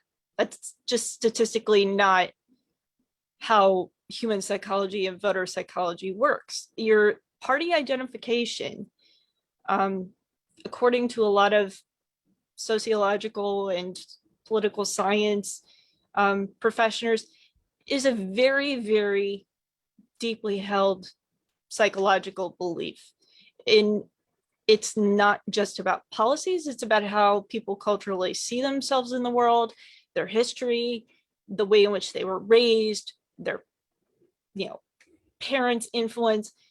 So anyone who is expecting to see this mass defection from the Republican Party to the Democratic Party or a more progressive political movement because of that one event, I think is going to be sorely disappointed. But there were people in the area where I grew up who were really shaken by January 6th and were deeply offended by it. And several of them, two that I know in particular, wrote letters to the editor to the local newspapers. And this brings me to my second point. When people do that, when they take that very public and in some ways psychologically painful stand, what we cannot do is come back with something, a statement that feels like retribution. What the heck took you so long? How could you be so foolish? What's needed in this moment is some humility. It's to think that if this was our side, our political party, that was having this basically intellectual meltdown and defaulting to something reminiscent of the Know Nothing Party. I would have think said the Whigs, but the Whigs actually got people elected. Yeah, well, but by the rules. there would be people within the progressive movement or the Democratic Party, I think, who would fall into the same trap. There are people who will defend their party no matter what. And that's not necessarily an indication of political ideology. It's indicative of psychological structures and limitations. And I think that distinction is important. This is not about taxes or supply side economics, that these people are drifting towards this belief that Trump is going to be reinstated in August. This is something much deeper.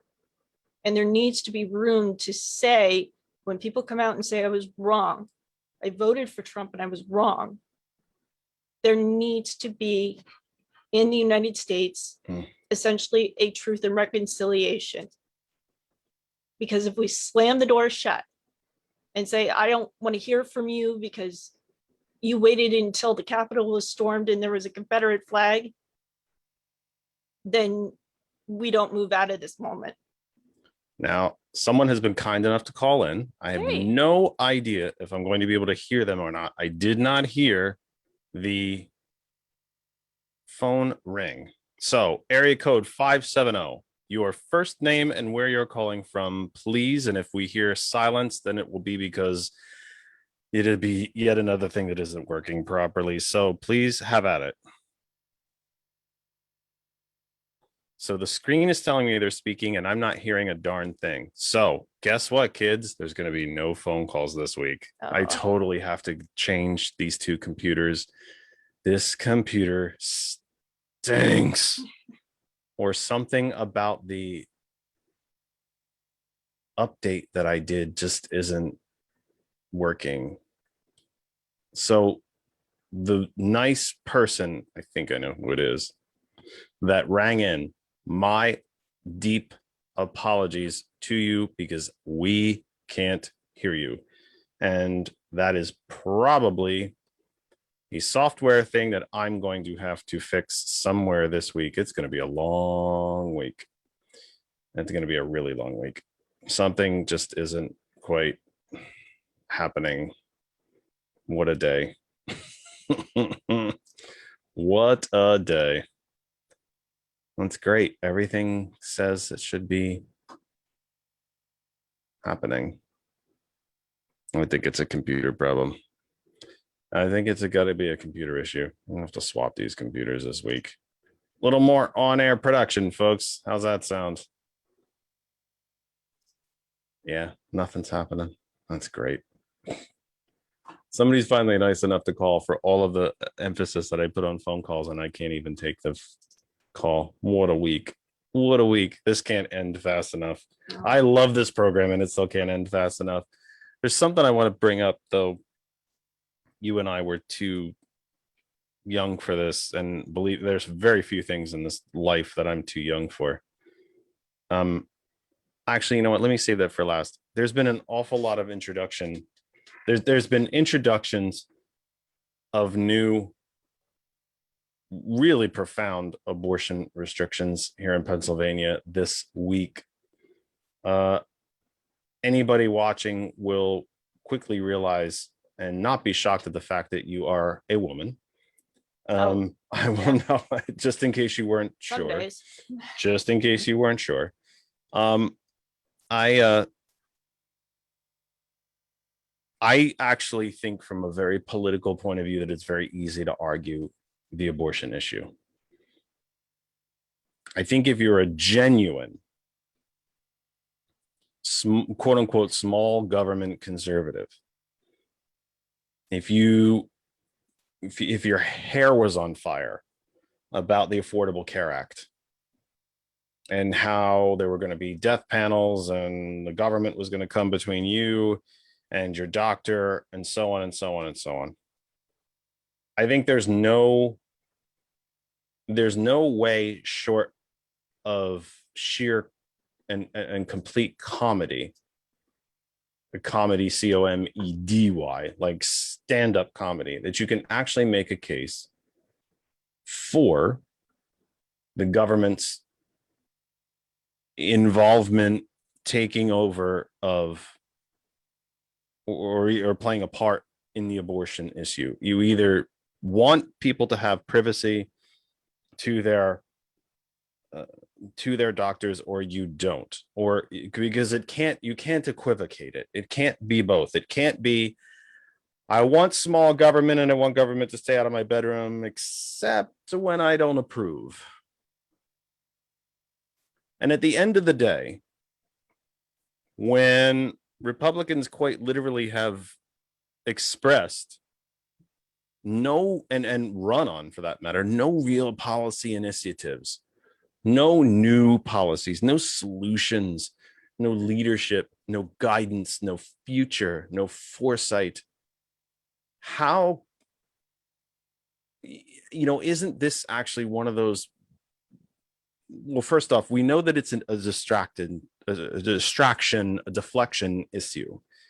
I can't tell you how much I want to continue to make you poor and starve and send your wealth up to the top. So, ooh, worry about this.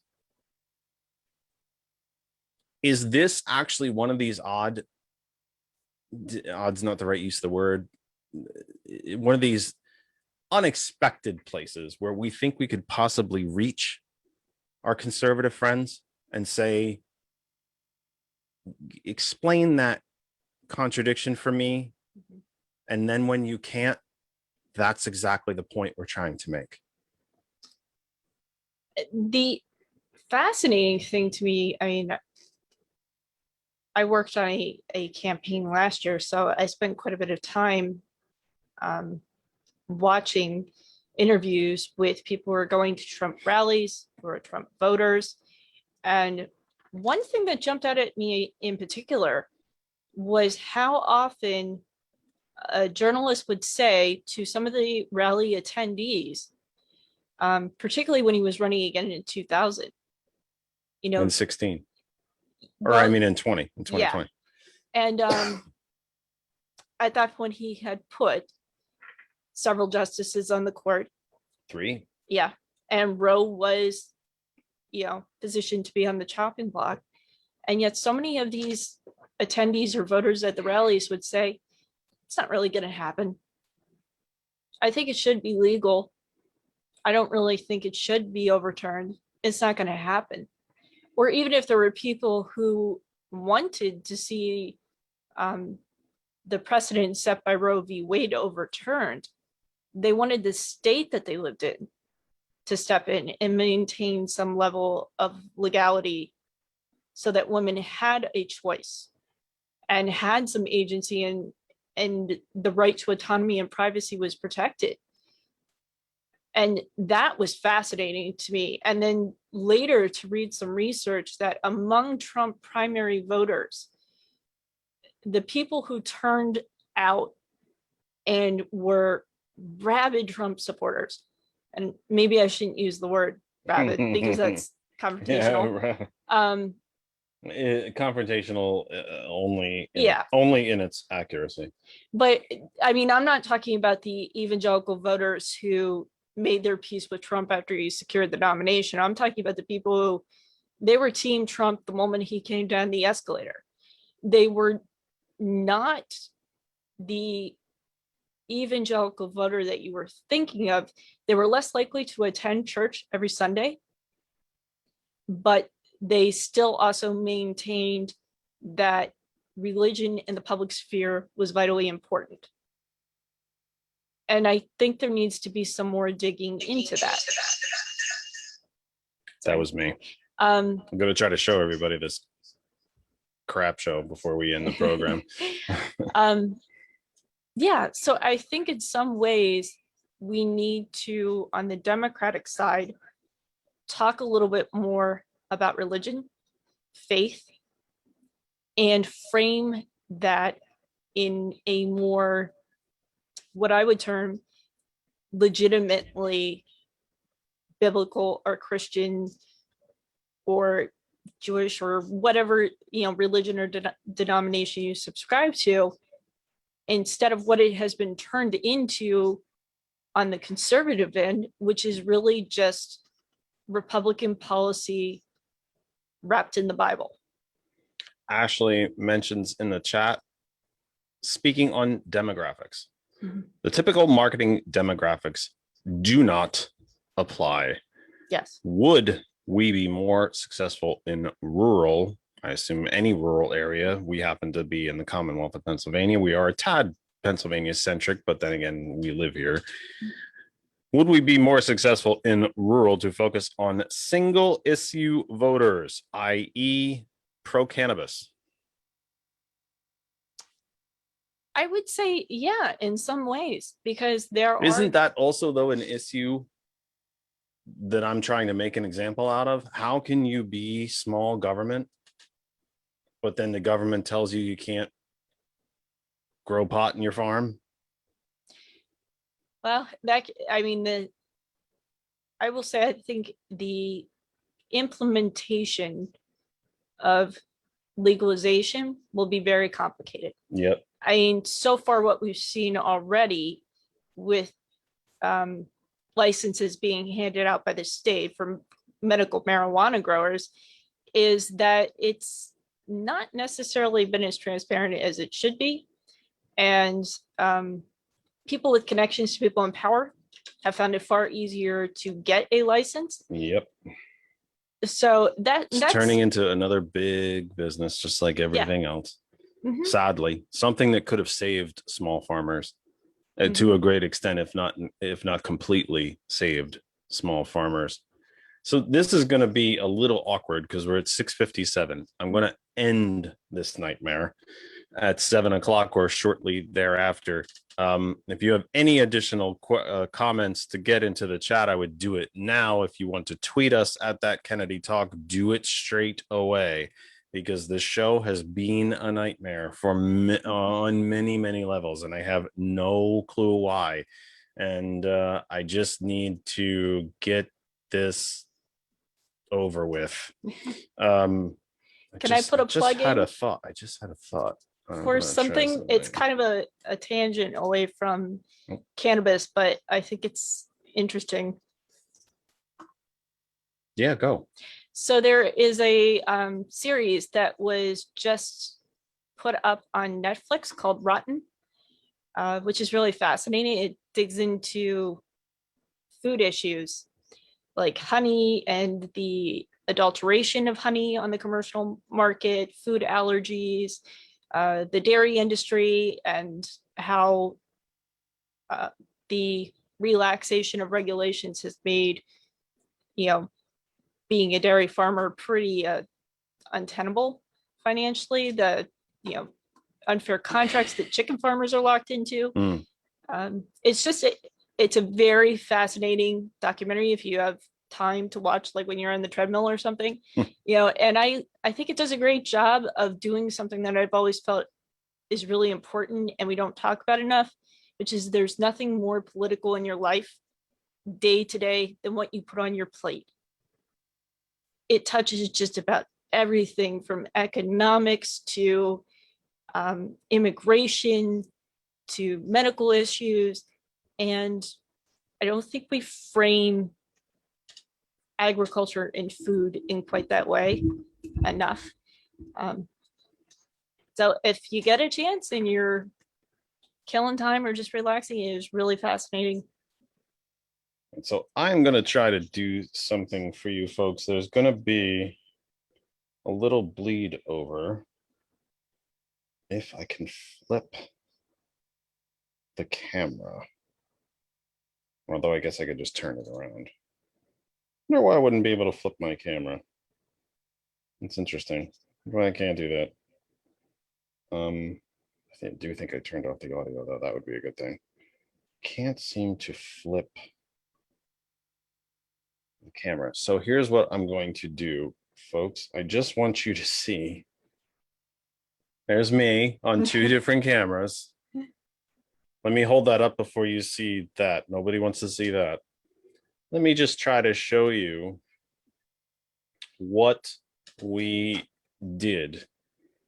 Now, I am sitting where the bed used to be.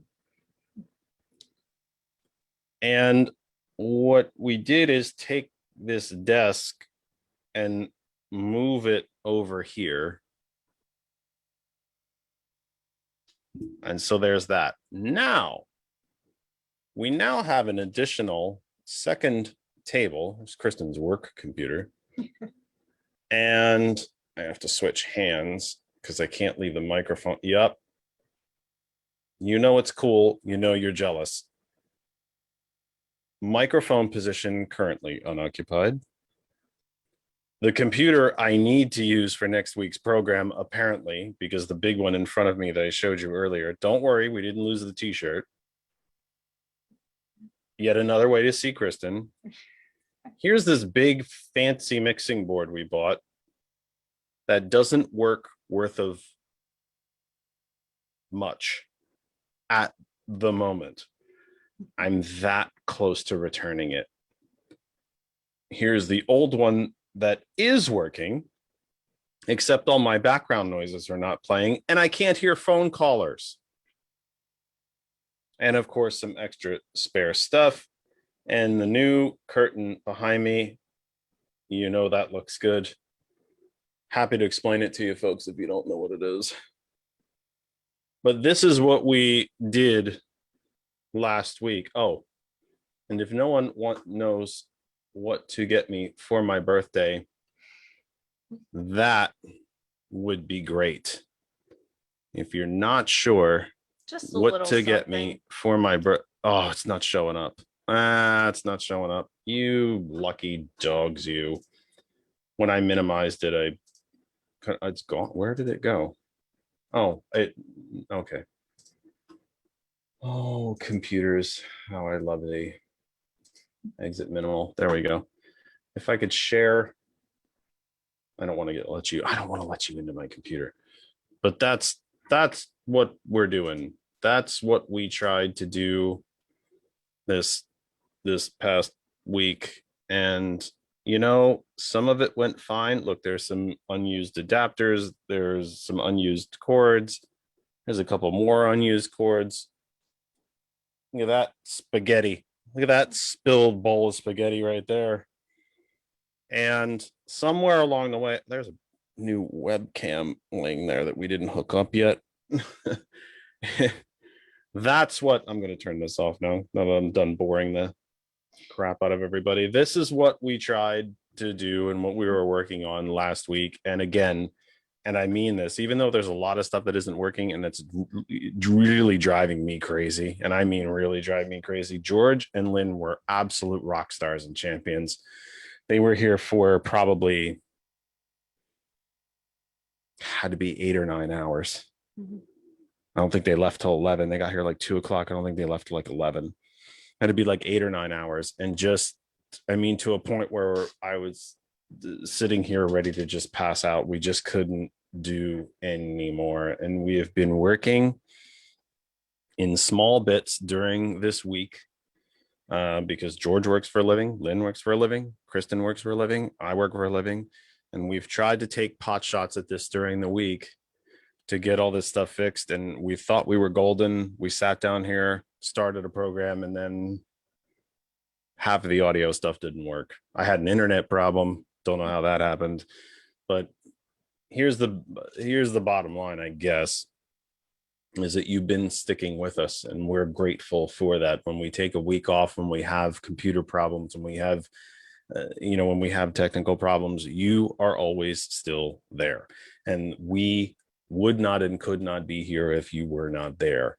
And to be honest, that's actually goes for every single DJ at 101. Facebook is a little sometimes easier, believe it or not. I don't actually need any fancy equipment to talk to you on Facebook. I can do that anytime. It's combining it all and getting it out on the radio at the same time that the video is going out and all that. It can get a little dicey, but we wouldn't be here without you. And I'm just thrilled that you are. There's one last thing I want to mention before we say goodnight to you, because the technical stuff is not going to get any better. We have a lot of work to do this week. And we do have several weeks, I believe, of guests booked. We're at least tentatively booked, and I think you're going to have a flood of guests, and probably for the foreseeable future. I would say for at least the next maybe 3-4 programs, and usually I'm not that good about being that far ahead, so it'll be a much more what we hope would be polished program next week and going on. But there's one thing I want to mention before we go, because it's very personal. Today is the anniversary of D-Day, as I mentioned, and I think it was, and to try to revisit where we started the program, it's something that should have a very special, I think, new sort of meaning to us in this time where we are in a cold civil war, where we are, again, we find ourselves fighting fascism, quite literally fighting fascism. Just as World War II was a fight against fascism, we find ourselves fighting fascism yet again. The The major, huge, obvious difference of which is that it is not yet a shooting war, and it's a war taking place on our own soil, in our own media, in our own politics. And one of the seminal moments, there were several. This, the third among them, I would say, where, again, another one of those historical incidents that has been given many labels, among which was through the third strike in the loss of innocence of the United States. First, the assassination of President Kennedy. Second, the assassination of Martin Luther King. And then third, which celebrated its anniversary on Saturday, the 5th. I'm reading now from the History Channel, or history.com. I subscribe to their email. I think it's something you should subscribe to too, by the way. And they're not paying me anything to say this. I just think it's a very good little piece of education. It's very quick. It's a very quick read, and something that you can sign up for free and get every day in your email. It's History's This Day in History at history.com, the History Channel. And I'm reading from the email I received yesterday, Saturday, June 5. Shortly after midnight on June 5th, 1968. And I really wish I could hear Franz right now, because he would know exactly what I'm talking about and where I'm going with this. He'll probably text me in the background, but I really wish he could actually jump into the Zoom and I could hear him, and then we could discuss this. But shortly after midnight on June 5, 1968, Senator Robert Kennedy is shot at the Ambassador Hotel in Los Angeles after winning the California Democratic presidential primary. Immediately after he announced to his cheering supporters that the country was ready to end its fractious divisions, Kennedy was shot several times by 24-year-old Palestinian Sirhan Sirhan. He was pronounced dead a day later, June 6, 1968. Summer of 68 was a tempestuous time in American history. Both the Vietnam War and the anti-war movement were peaking. Martin Luther King Jr. had been assassinated in the spring, igniting riots across the country. Arguably, by the way, it was those riots that ended the greatness of Newark, New Jersey as a city, as they burnt half of it to the ground. In the face of this unrest, President Lyndon Johnson decided not to seek a second term in the upcoming presidential election. Robert Kennedy, John Kennedy's younger brother and former U.S. Attorney General, stepped into this breach and experienced a groundswell of support. I have told the story on the program previous that Robert Kennedy did not have, despite the jabs that are constantly taken at the Kennedy family, Robert Kennedy, at least after the assassination of John Kennedy, is pretty well reported in many different biographies and many different historians that he did not want to be president. He didn't have a burning desire to be president. He was still Attorney General when Lyndon Johnson came to power, was sworn in. He stepped down from that and oh, you got yourself caught. He stepped down from that, from Attorney General, and took a trip, traveled around the South. And it was after he saw the depth of the poverty, inequity throughout the South, and sometimes not so far south. West Virginia, he traveled through the Appalachians. He saw people that didn't have running water, didn't have electricity, had no schools. And it was there where he decided he needed to do something about it. Now, that was not 68. That was, again, I think that was in, he didn't run in 64. President Johnson ran for re-election, he wasn't going to challenge him, even though there was speculation that he was going to. He didn't. And he waited for 68 after Johnson said he would not run for re-election. Back as early as the 60s, campaigns were not a 24/7, 365 event. There was actually off time in between campaigns. But it was because Robert Kennedy saw the vast inequities, the injustice, and justice does not always mean crime and punishment, by the way. There are many forms of justice. But because he saw the massive injustices in this country and felt he was in a unique position to do something about it, and that the Kennedy name and the legacy of the Kennedy family put him in a very unique position to do something about it.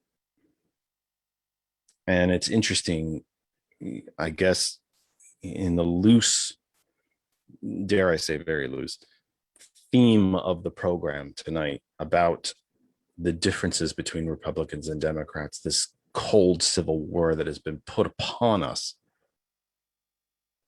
all for the sake of continuing, might I even say, promoting these very same vast inequities, all for the profit of a precious few.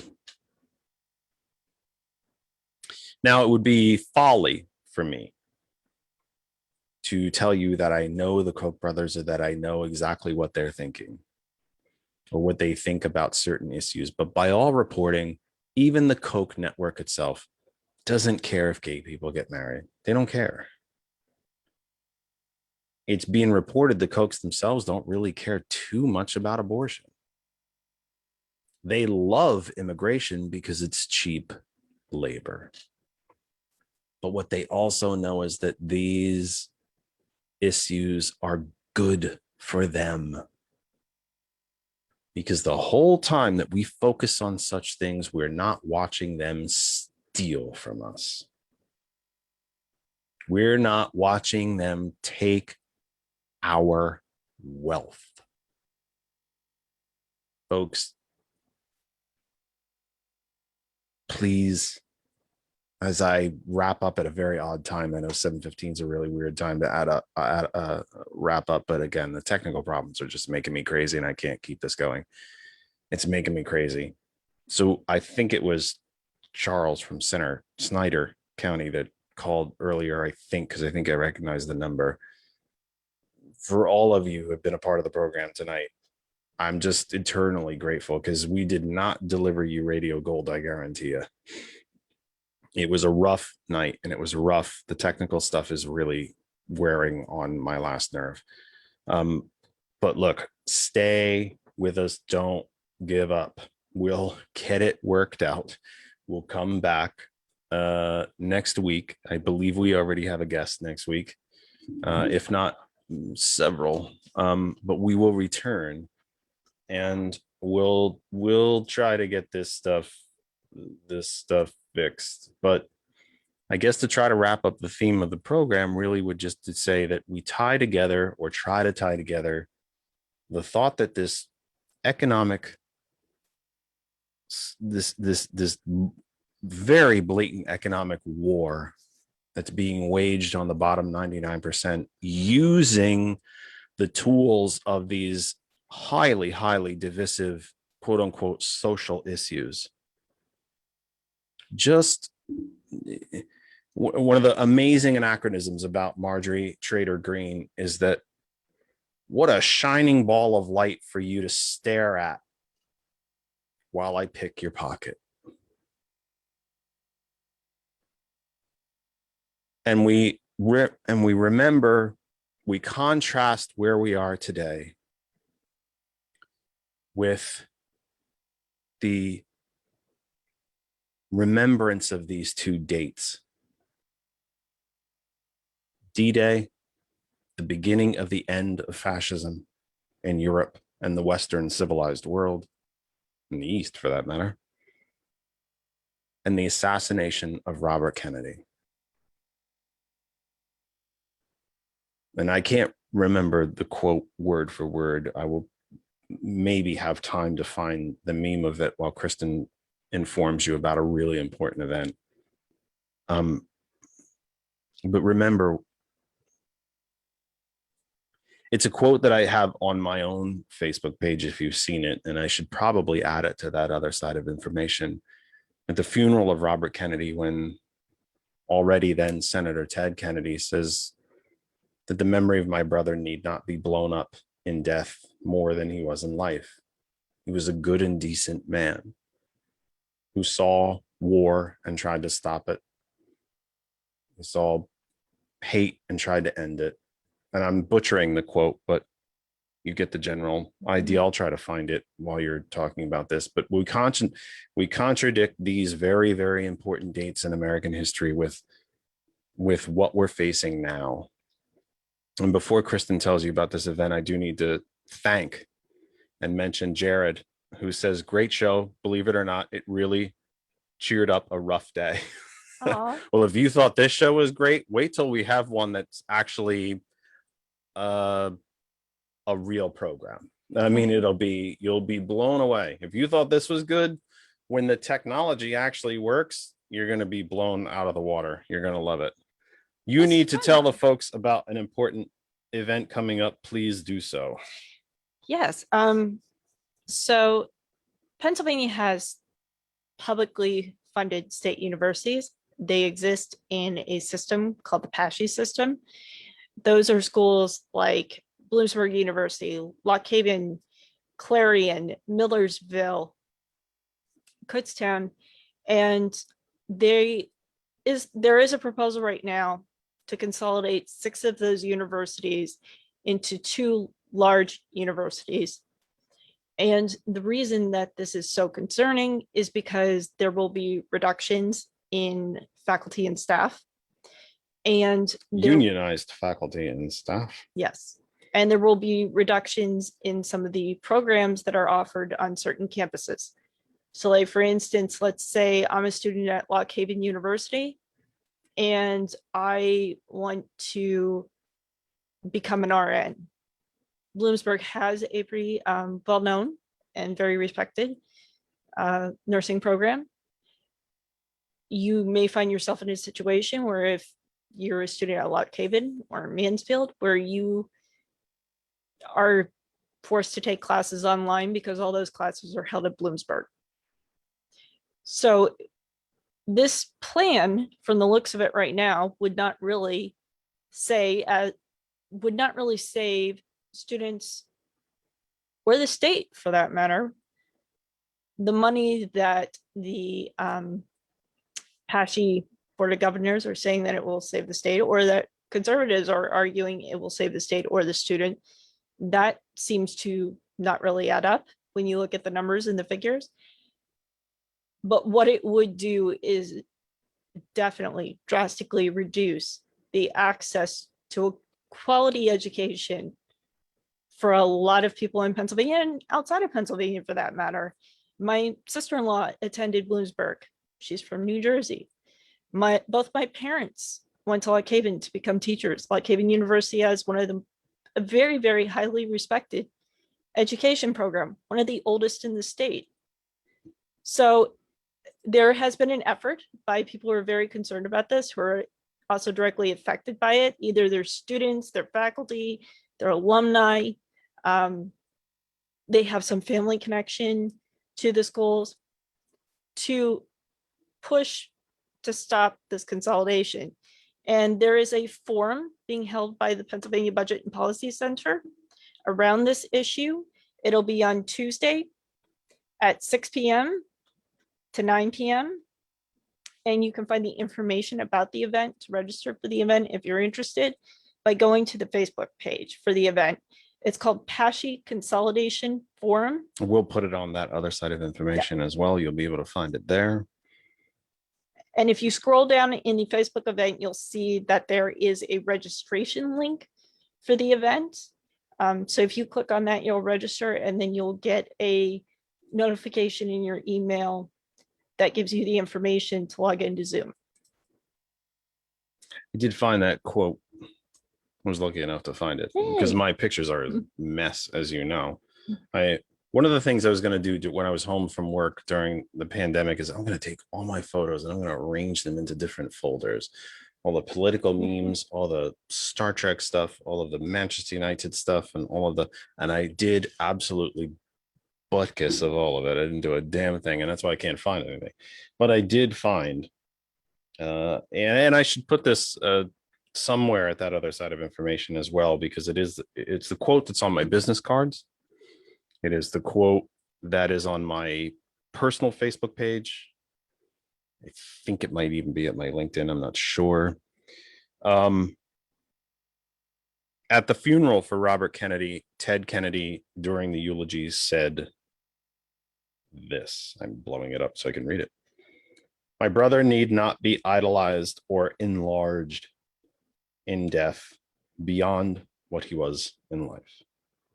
To be remembered as a good and decent man who saw wrong and tried to right it, saw suffering and tried to heal it, and saw war and tried to stop it.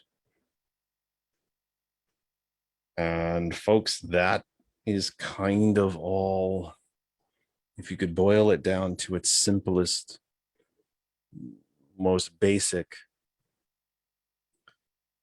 that's all we really try to do here each and every week. There's a lot of suffering, and we are trying to ease it. There is a tremendous amount of wrong, and we are absolutely trying to correct it. And I fear that we will see war, but we will try to stop it before it happens. We do that by talking with and to you each Sunday, but more hopefully with than at you, and much more hopefully with than to you. These are the times we are in, and they are not comfortable ones. And we have to, I believe that we really owe ourselves that we have to remember that even though these times are uncomfortable, and I think quite possibly our initial instinct is to kind of just run and just, I can't deal with all this. It's too much. I hate politics and I just don't want anything to do with any of it. That we can't do such a thing. We have to take it on. We have to. We must take it on. And we must look it dead in the face. We have to do it. We have to. We must become informed. We must become educated. We must become full participants in our own society. And we can avoid these things. We can change what's wrong. We can return ourselves to where we used to be as a nation, and that we're not anymore. I think it's actually kind of fitting, I hope you find it this way, fitting, that I've noticed another Robert Kennedy quote that I use a lot. I especially use it in my personal political consulting work with candidates. And I especially use it when they're getting a little bit down.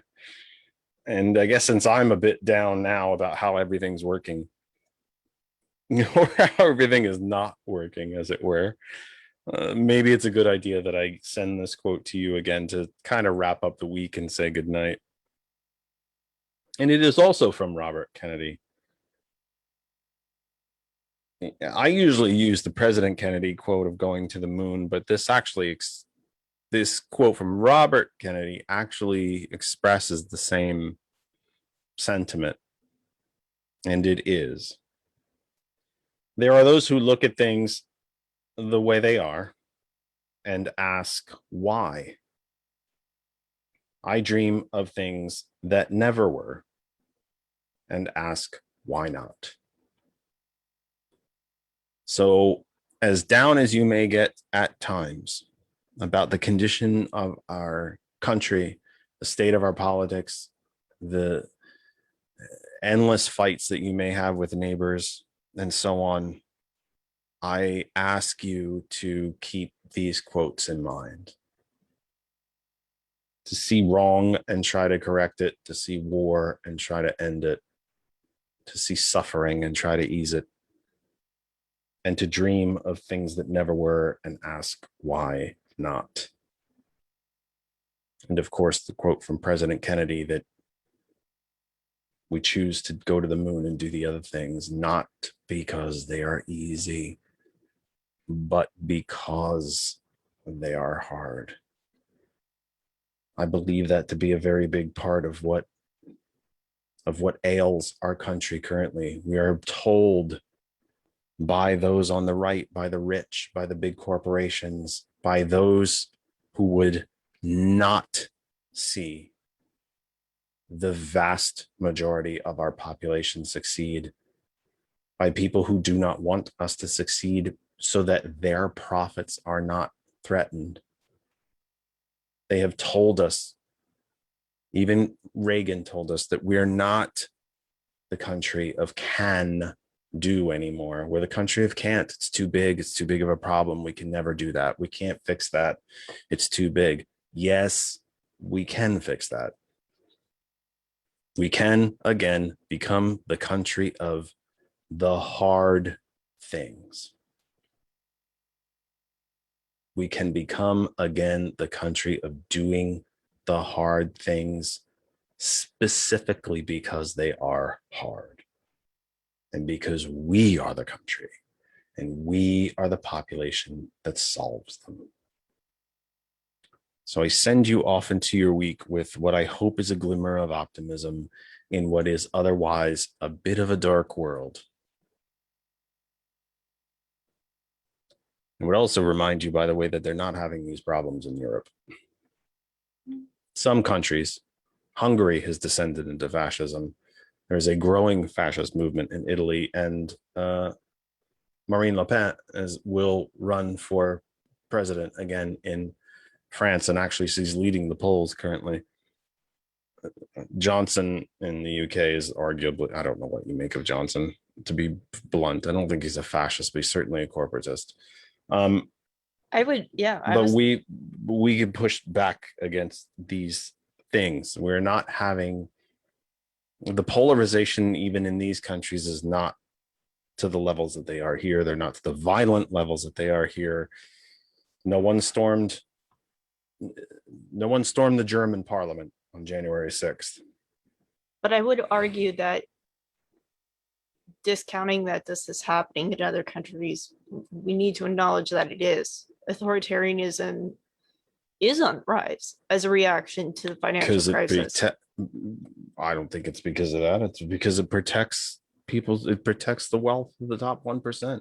It does protect the wealth of the top 1%, but the reason that it tracks with people, the average everyday American or Polish citizen or Hungarian citizen is a frustration with declining life standards. And what the right has done successfully around the world is say, this isn't happening to you because of bad policy or deregulation. It's happening to you because that other out there is sucking up too many benefits, or is corrupting the purity of our culture and our country, which is, all over the rhetoric that Orban is using in Hungary.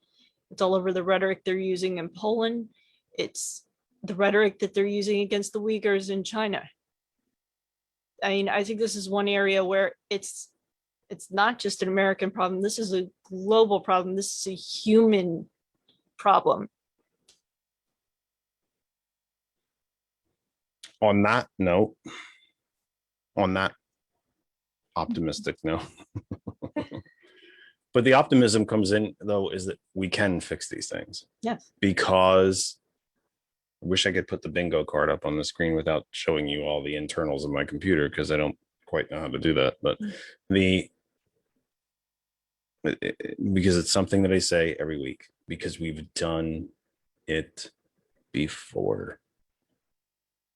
There was a rise of fascism in the United States during the Republican Great Depression, trying to take advantage of an economic calamity to seize power and to protect the wealth of those who caused it in the first place.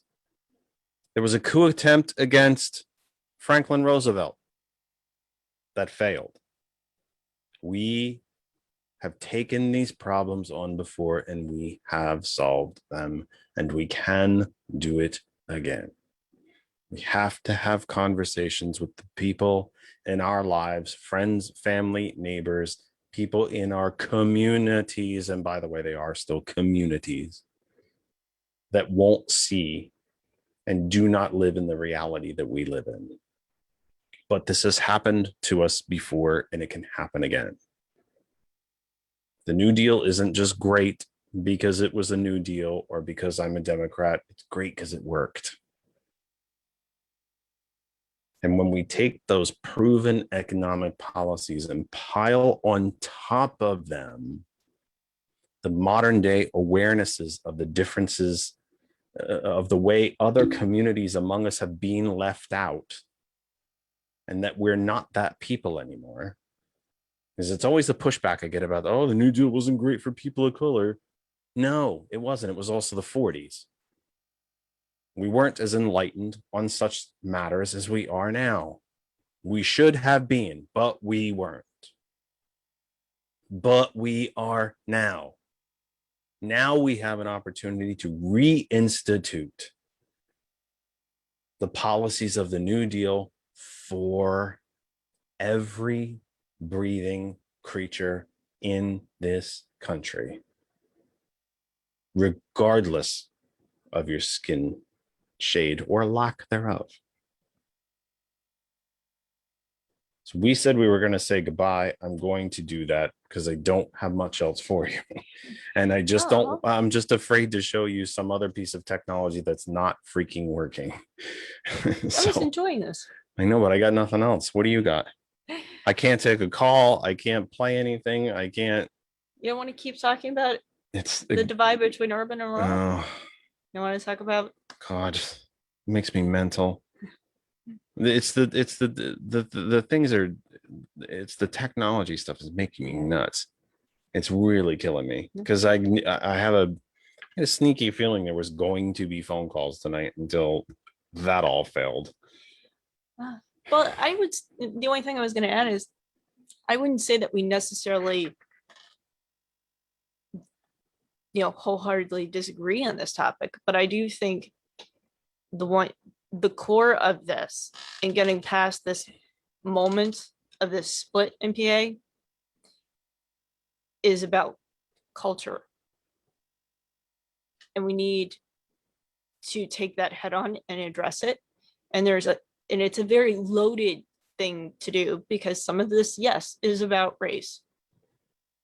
But when you hear voters talk about, like up in Monroe County, I was talking to somebody who lives up there and they said there were all these people, particularly older people, not to stereotype, who are very upset about all these young people moving in from the city in New Jersey. Young people. Yeah, and changing the culture of their community.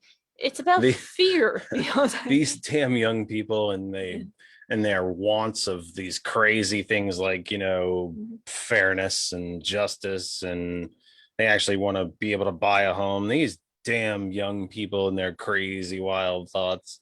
Except you were that young person once. Yeah, well, I think I think these buried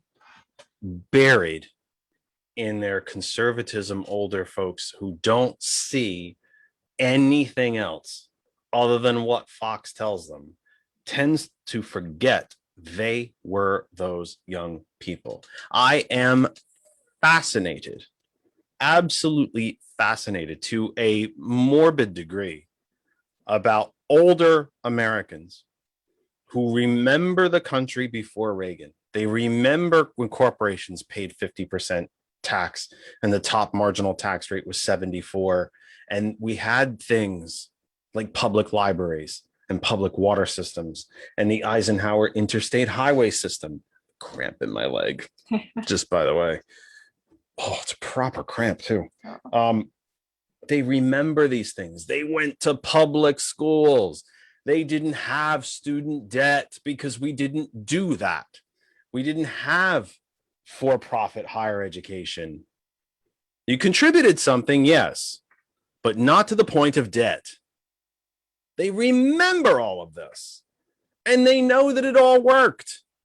Oh God, I got to stand up. Drink water. I am trying to drink water. It's not very attractive on camera. They remember all of this. And yet somehow all the rest of us don't, we're not allowed to have any of that because they did. Well, I think, and here's a prime example. There's what they say on the surface, and then there's what's underneath it. When you hear a voter say that, and has that reaction to the points that you just raised, what are they really objecting to? Are they objecting to the policy of funding education, funding schools, or funding roads, or funding, fire departments? In my opinion, no. What they're reacting to underneath that is an emotional narrative that they were good, they were hardworking, they followed the rules and did everything right. And these other groups aren't. These other groups are lazy, or they're entitled, they have an easier ride. It's not really the policy that they're objecting to. It's more a judgment on values.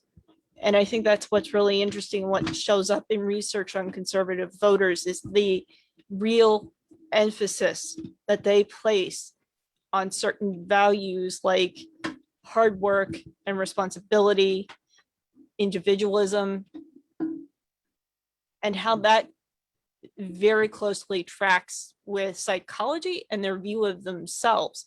So I think a lot of the work that needs to be done is just having those conversations across those divides. People my age talking to the uncle who drives them nuts at Christmas dinner or Thanksgiving, in a respectful way.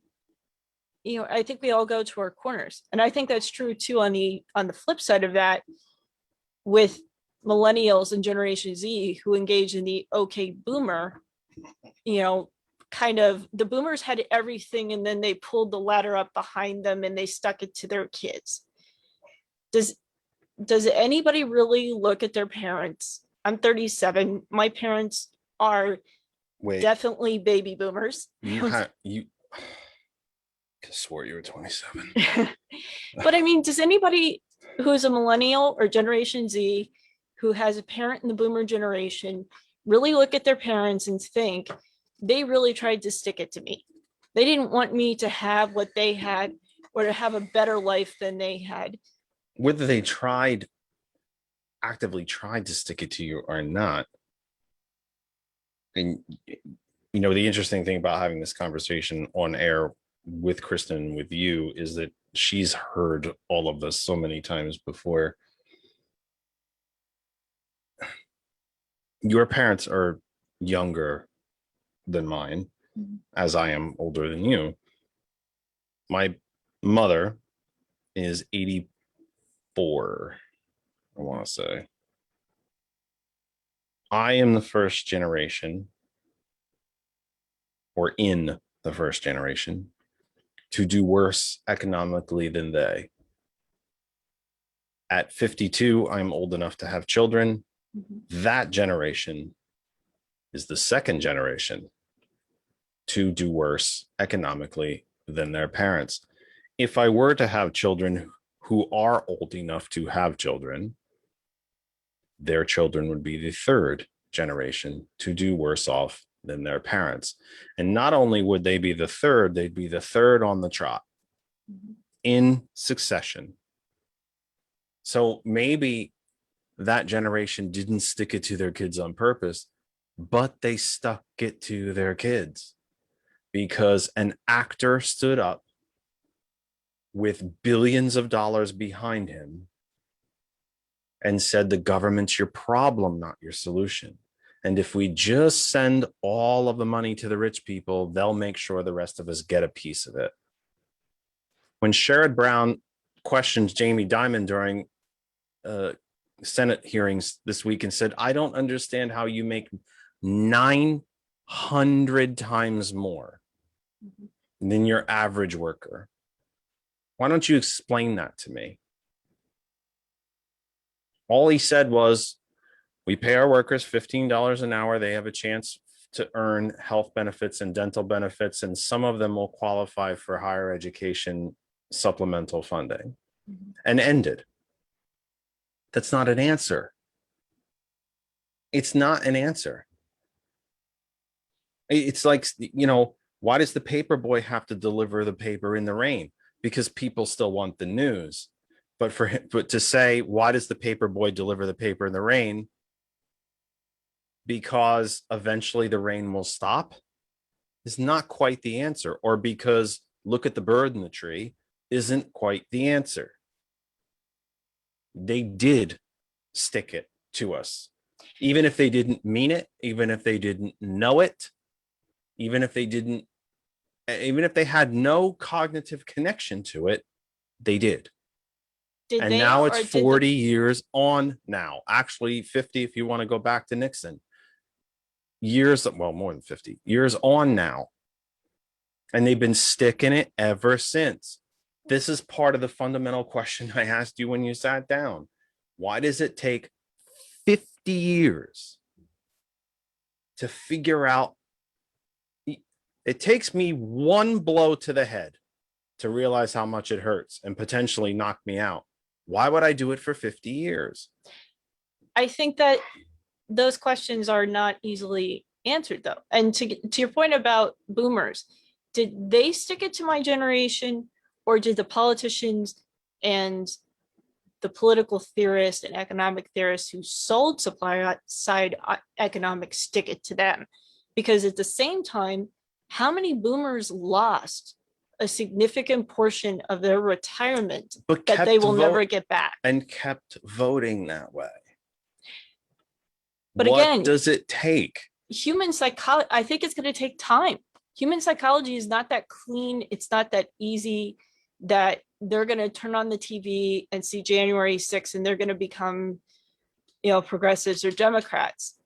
Yes, there has been an exodus from the Republican Party, but to assume that all of those voters who left the Republican Party are going to move to the liberal side of politics, I think is a bit of a dream. I think some of them may go to the Libertarian Party, some of them may go to the Reform Party, or they may just be conservative leaning independents. Or the New Lincoln. Or the New Lincoln Party, or what's being called SAM, or the effort.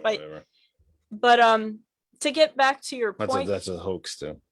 To get back to your point about deregulation and supply side economics, the more that I think about it as I get older, I think a lot of that has to do with the fact that we could continue as Americans to supplement our incomes through credit and cheap stuff. Walmart really came online in the 90s. How many of our families shopped at Walmart? How many of our parents had one credit card? And how many credit cards did they have now? And a lot of people are walking around with definitely 2 or more credit cards.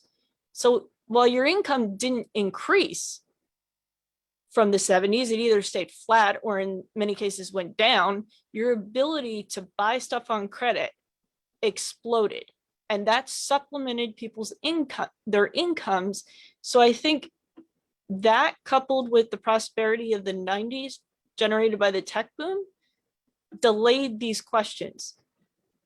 So I don't think that we can look at the last 50 years and just look at people who supported those economic policies and say, how did you get duped, without taking those things into to consideration. My grandparents were very frugal people. They were very financially conservative with how they spent money and very responsible. There was no way they could get a credit card in the 60s as easily as they could get a credit card today. And that had a profound impact on our country economically, and I think on the way in which just individually we handle our finances. You know, my grandmother was adamant that she had to pay the credit card off. You know, she couldn't have a balance. She didn't want too much on the card. There are a lot of people who are just, as long as they're making the payment, fine. Because it's all they have. It's all they have, but at the same time, you know, I went to Italy. It's one of the things that I find fascinating and maddening about the fight for 15. Mm-hmm. Like, it's good to have goals. Love it. But what about fight for 15? Do they not? It sounds lovely. It's a great marketing tool. It has caught on. It's even caught on in some circles that you wouldn't expect it to catch on. Yeah. But $15 in 2021 dollars is not enough. Still doesn't catch up to where the minimum wage should be if it had kept up in its regular increments of increase. It should be in the 20s at a minimum. It would be in the 30s if it was tied to CEO pay. It would be in the mid 20s for worker productivity. It would be in the lower to mid 20s if it had just kept track on the usual, or what was a semi-regular series of increases. And we're clawing and begging and fighting for 15. And I understand we kind of have to, because there's still too many states that we're in one of them, 725, which is a poverty wage. Not just, I'm not saying that just because it's in neat semantics. It's the fact. It's a poverty wage. It's literally under the federal poverty line. What? And this, it does frighten me and depress me at times about the depths to which the mentality of this country have changed and have been just absolutely torn under by 50 years of this, and especially 40 years of Reaganism, and then Reaganism's steroids from 2000 on. We think 15's a victory. It's not a damn victory. It's justice. And it's even a modicum of that. Doesn't that talk about doesn't that speak to the depths of which our own national identity have been warped? Yeah. Mutated? I think you would find a lot of conservative voters who are even beyond board with the fight for 15. I would say on a policy level, what I think is just as important, if not more important, is pegging the minimum wage to a cost of living increase. And that's the sticking point that I think we might lose. I'm afraid that we're going to cave in on that, and that elected officials will just be happy enough to get the $15. Let me just say, to whomever is calling the program at the moment, it's area code 610. Think I might know who it is. I can't hear phone calls tonight. I'm having software issues. Cannot hear you. This is God having a little bit of fun. People are actually calling the program tonight and I can't talk to them. So my apologies to whomever called. There's two good, wonderful people who called tonight, and you all know how desperate I am for phone calls. It is the bane of my existence that no one calls this program. Two people finally do. I can't hear the ringer. I can't hear you when you're talking. I can't have a conversation with you. I apologize. I think it's this computer. Before next week's program, I am going to flop these two computers and use the one that I know works and give up on this monstrosity. Believe me, I'm not happy about it. And for the two I'm pretty sure, because I kind of recognize the phone numbers vaguely, that I know who it is that called. I just want to say that I apologize. Don't give up on us. We're not going anywhere. We will be here next week. I will try to solve as many of these technical problems as I possibly can. There is that I'm able to do while still working a full-time job and to the brink of, body destruction and exhaustion. Again, as poor Kristen has to live with, but it's just, I will do the best that I can. You have my word. And for the two people who called, don't stop calling, keep calling. Just give us another week. We'll get it fixed. So again, this episode is not going to the Radio Hall of Fame. I absolutely promise you. It's been a mix between a conversation and an on-air technical session, which is boring as sin, but just hang in there with us. I apologize to the callers. I did not know, by the way, that the phone line was not working until I asked you to call, because we had tested it.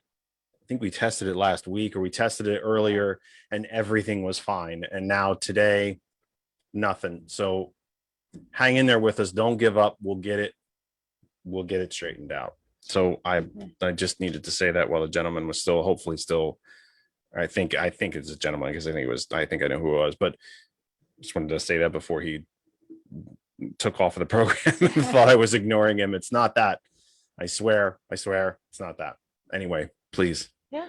I think that there are areas where actually, you and I are definitely on the progressive end of politics, but I think there are areas and issues where we could go talk to conservative voters and we would both agree. I actually personally think that the bigger problem is not necessarily sometimes the divide between voters on issues, but the fact that the American system of government has allowed elected officials to get lazy when it comes to constituent services, to shut out voices that would question them and be constructively critical, and to be insulated from the voter. And I think that has fueled a lot of the anger and the partisanship too, because let's face it, in a lot of places, if you're a Republican, you're not worried about the general. You're worried about getting primaried to the right in the primary.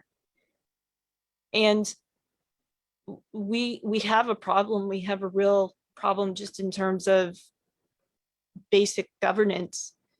You cannot, I often think about that quote from Bobby Kennedy, "The center cannot hold."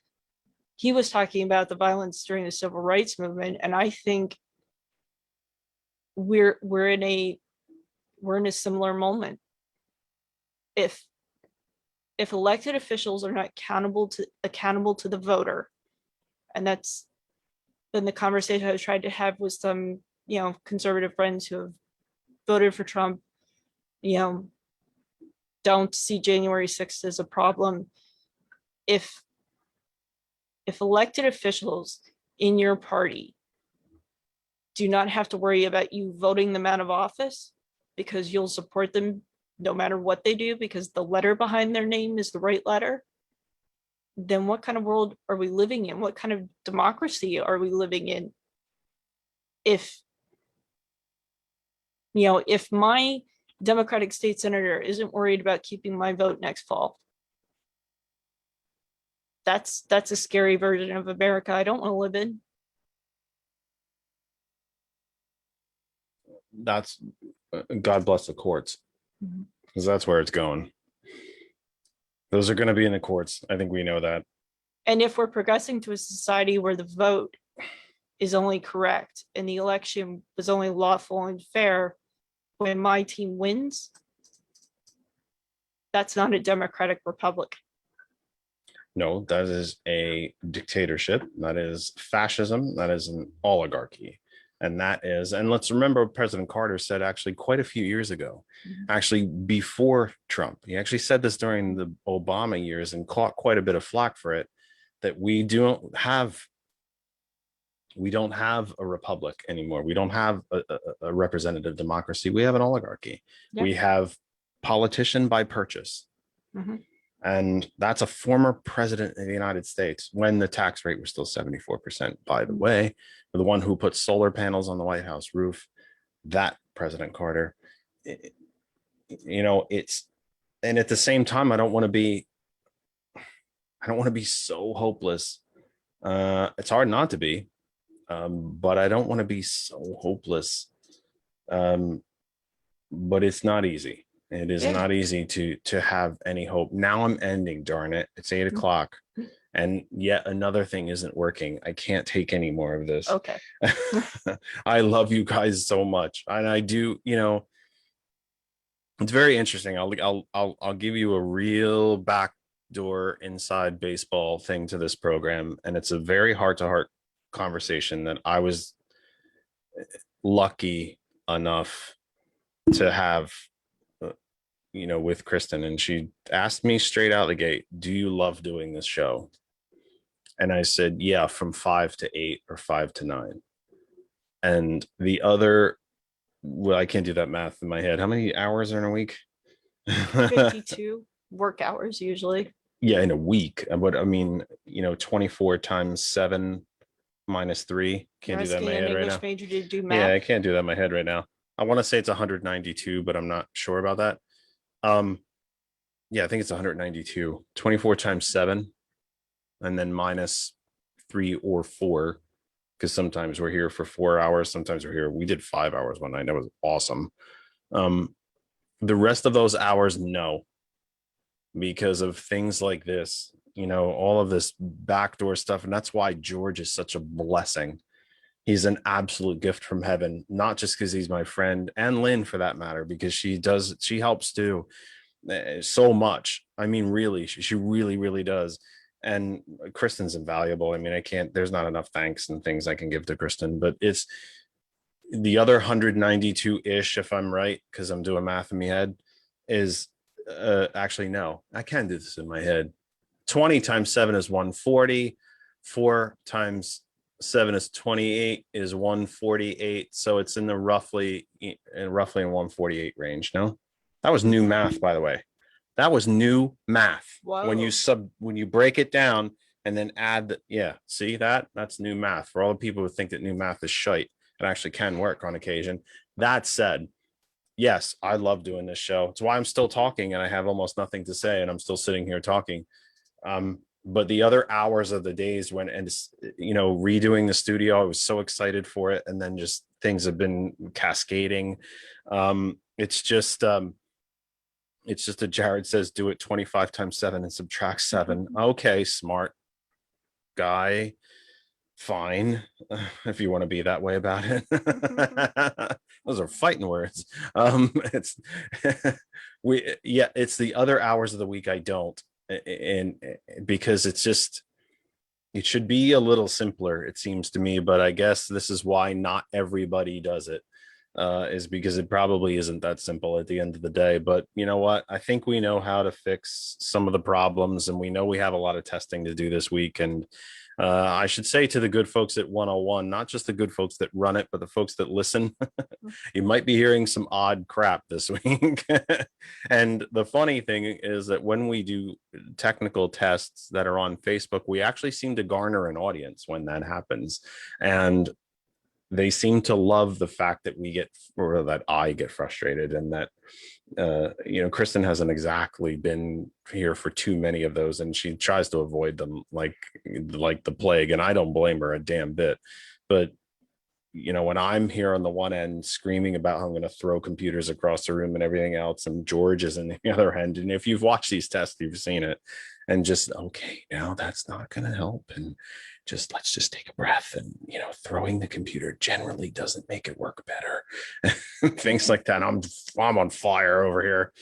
But it's going to be a lot of that this week, I have a feeling, if I can chain myself to the desk to do it. But anyway, that's probably as much as I should get into. We're past the 8 o'clock hour. Let me just say this to you all as we genuinely wrap up this time, because Kristen and I aren't done yet. We have another meeting to get to.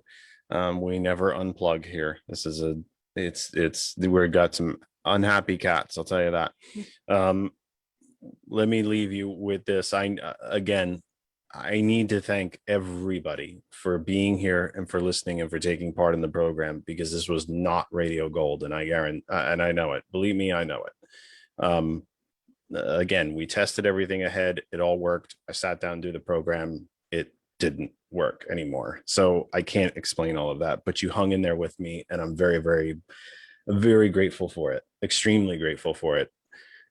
I've probably already said it 20 times this program, but it's the truth. We are not here if you are not there. We need you there. We want you there. We want you to take part in the program. We were fortunate enough to get 2 callers tonight, and I couldn't even talk to them. It's just, that's the way God's decided to do it today. He decided to knock a little nasty dust on us, and just things didn't work. But you hung in, and I appreciate it. Here's what's coming up. I cannot tell you.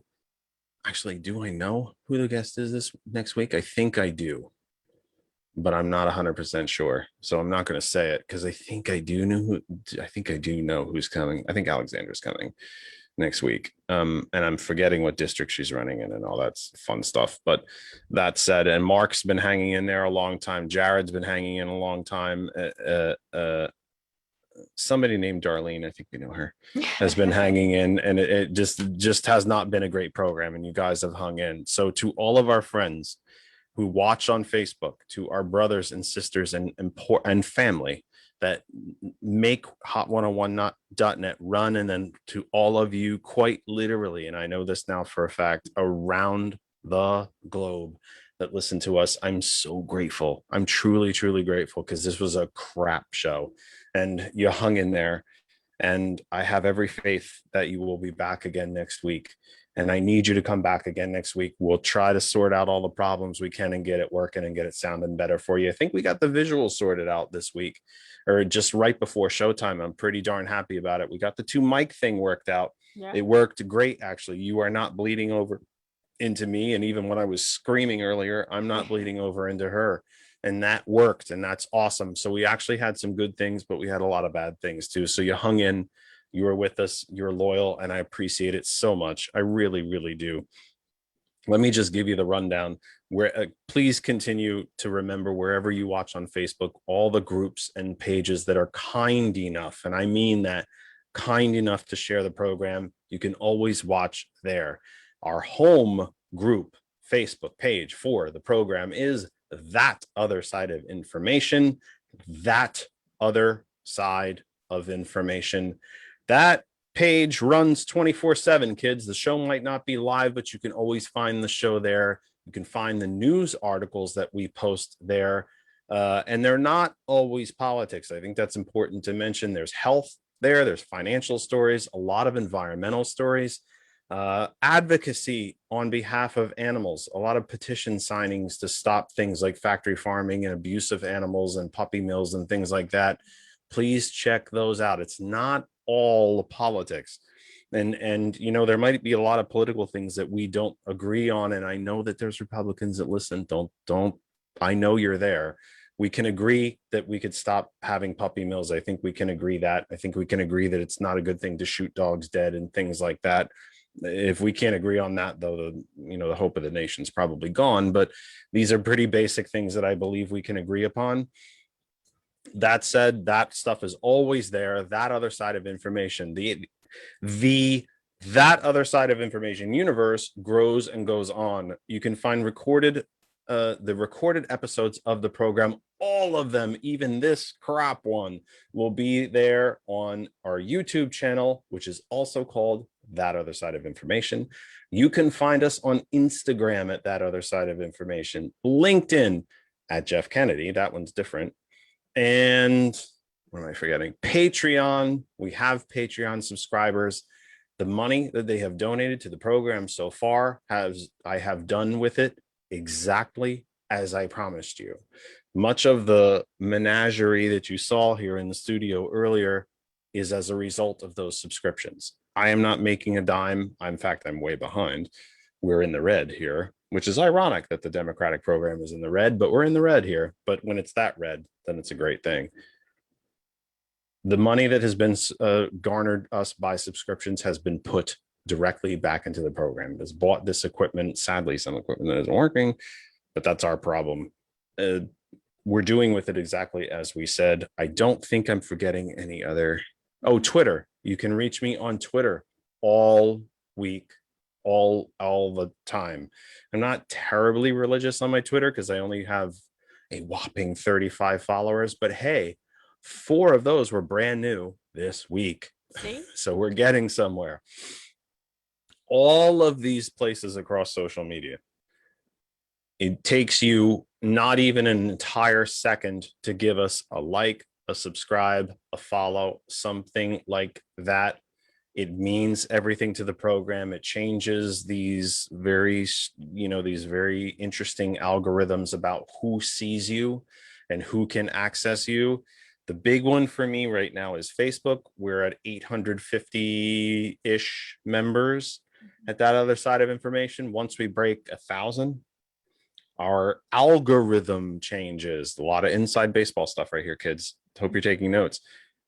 And that many more people will be able to see us. The group will become, Facebook would actually promote the group as like a different level. I don't quite understand it, but it becomes much more ubiquitous throughout Facebook. So join us there. You can become a member of that other side of information. Even though it is a public group, we still have memberships. So you can be a membership there. It's free. You just click and ask. It's a Facebook. I'm not charging anything. Zuckerberg makes all the money, not me. If you go to YouTube to watch an old episode, just hit subscribe. Doesn't cost a thing. It's one click. Then you will know when we post new things there. I did forget one.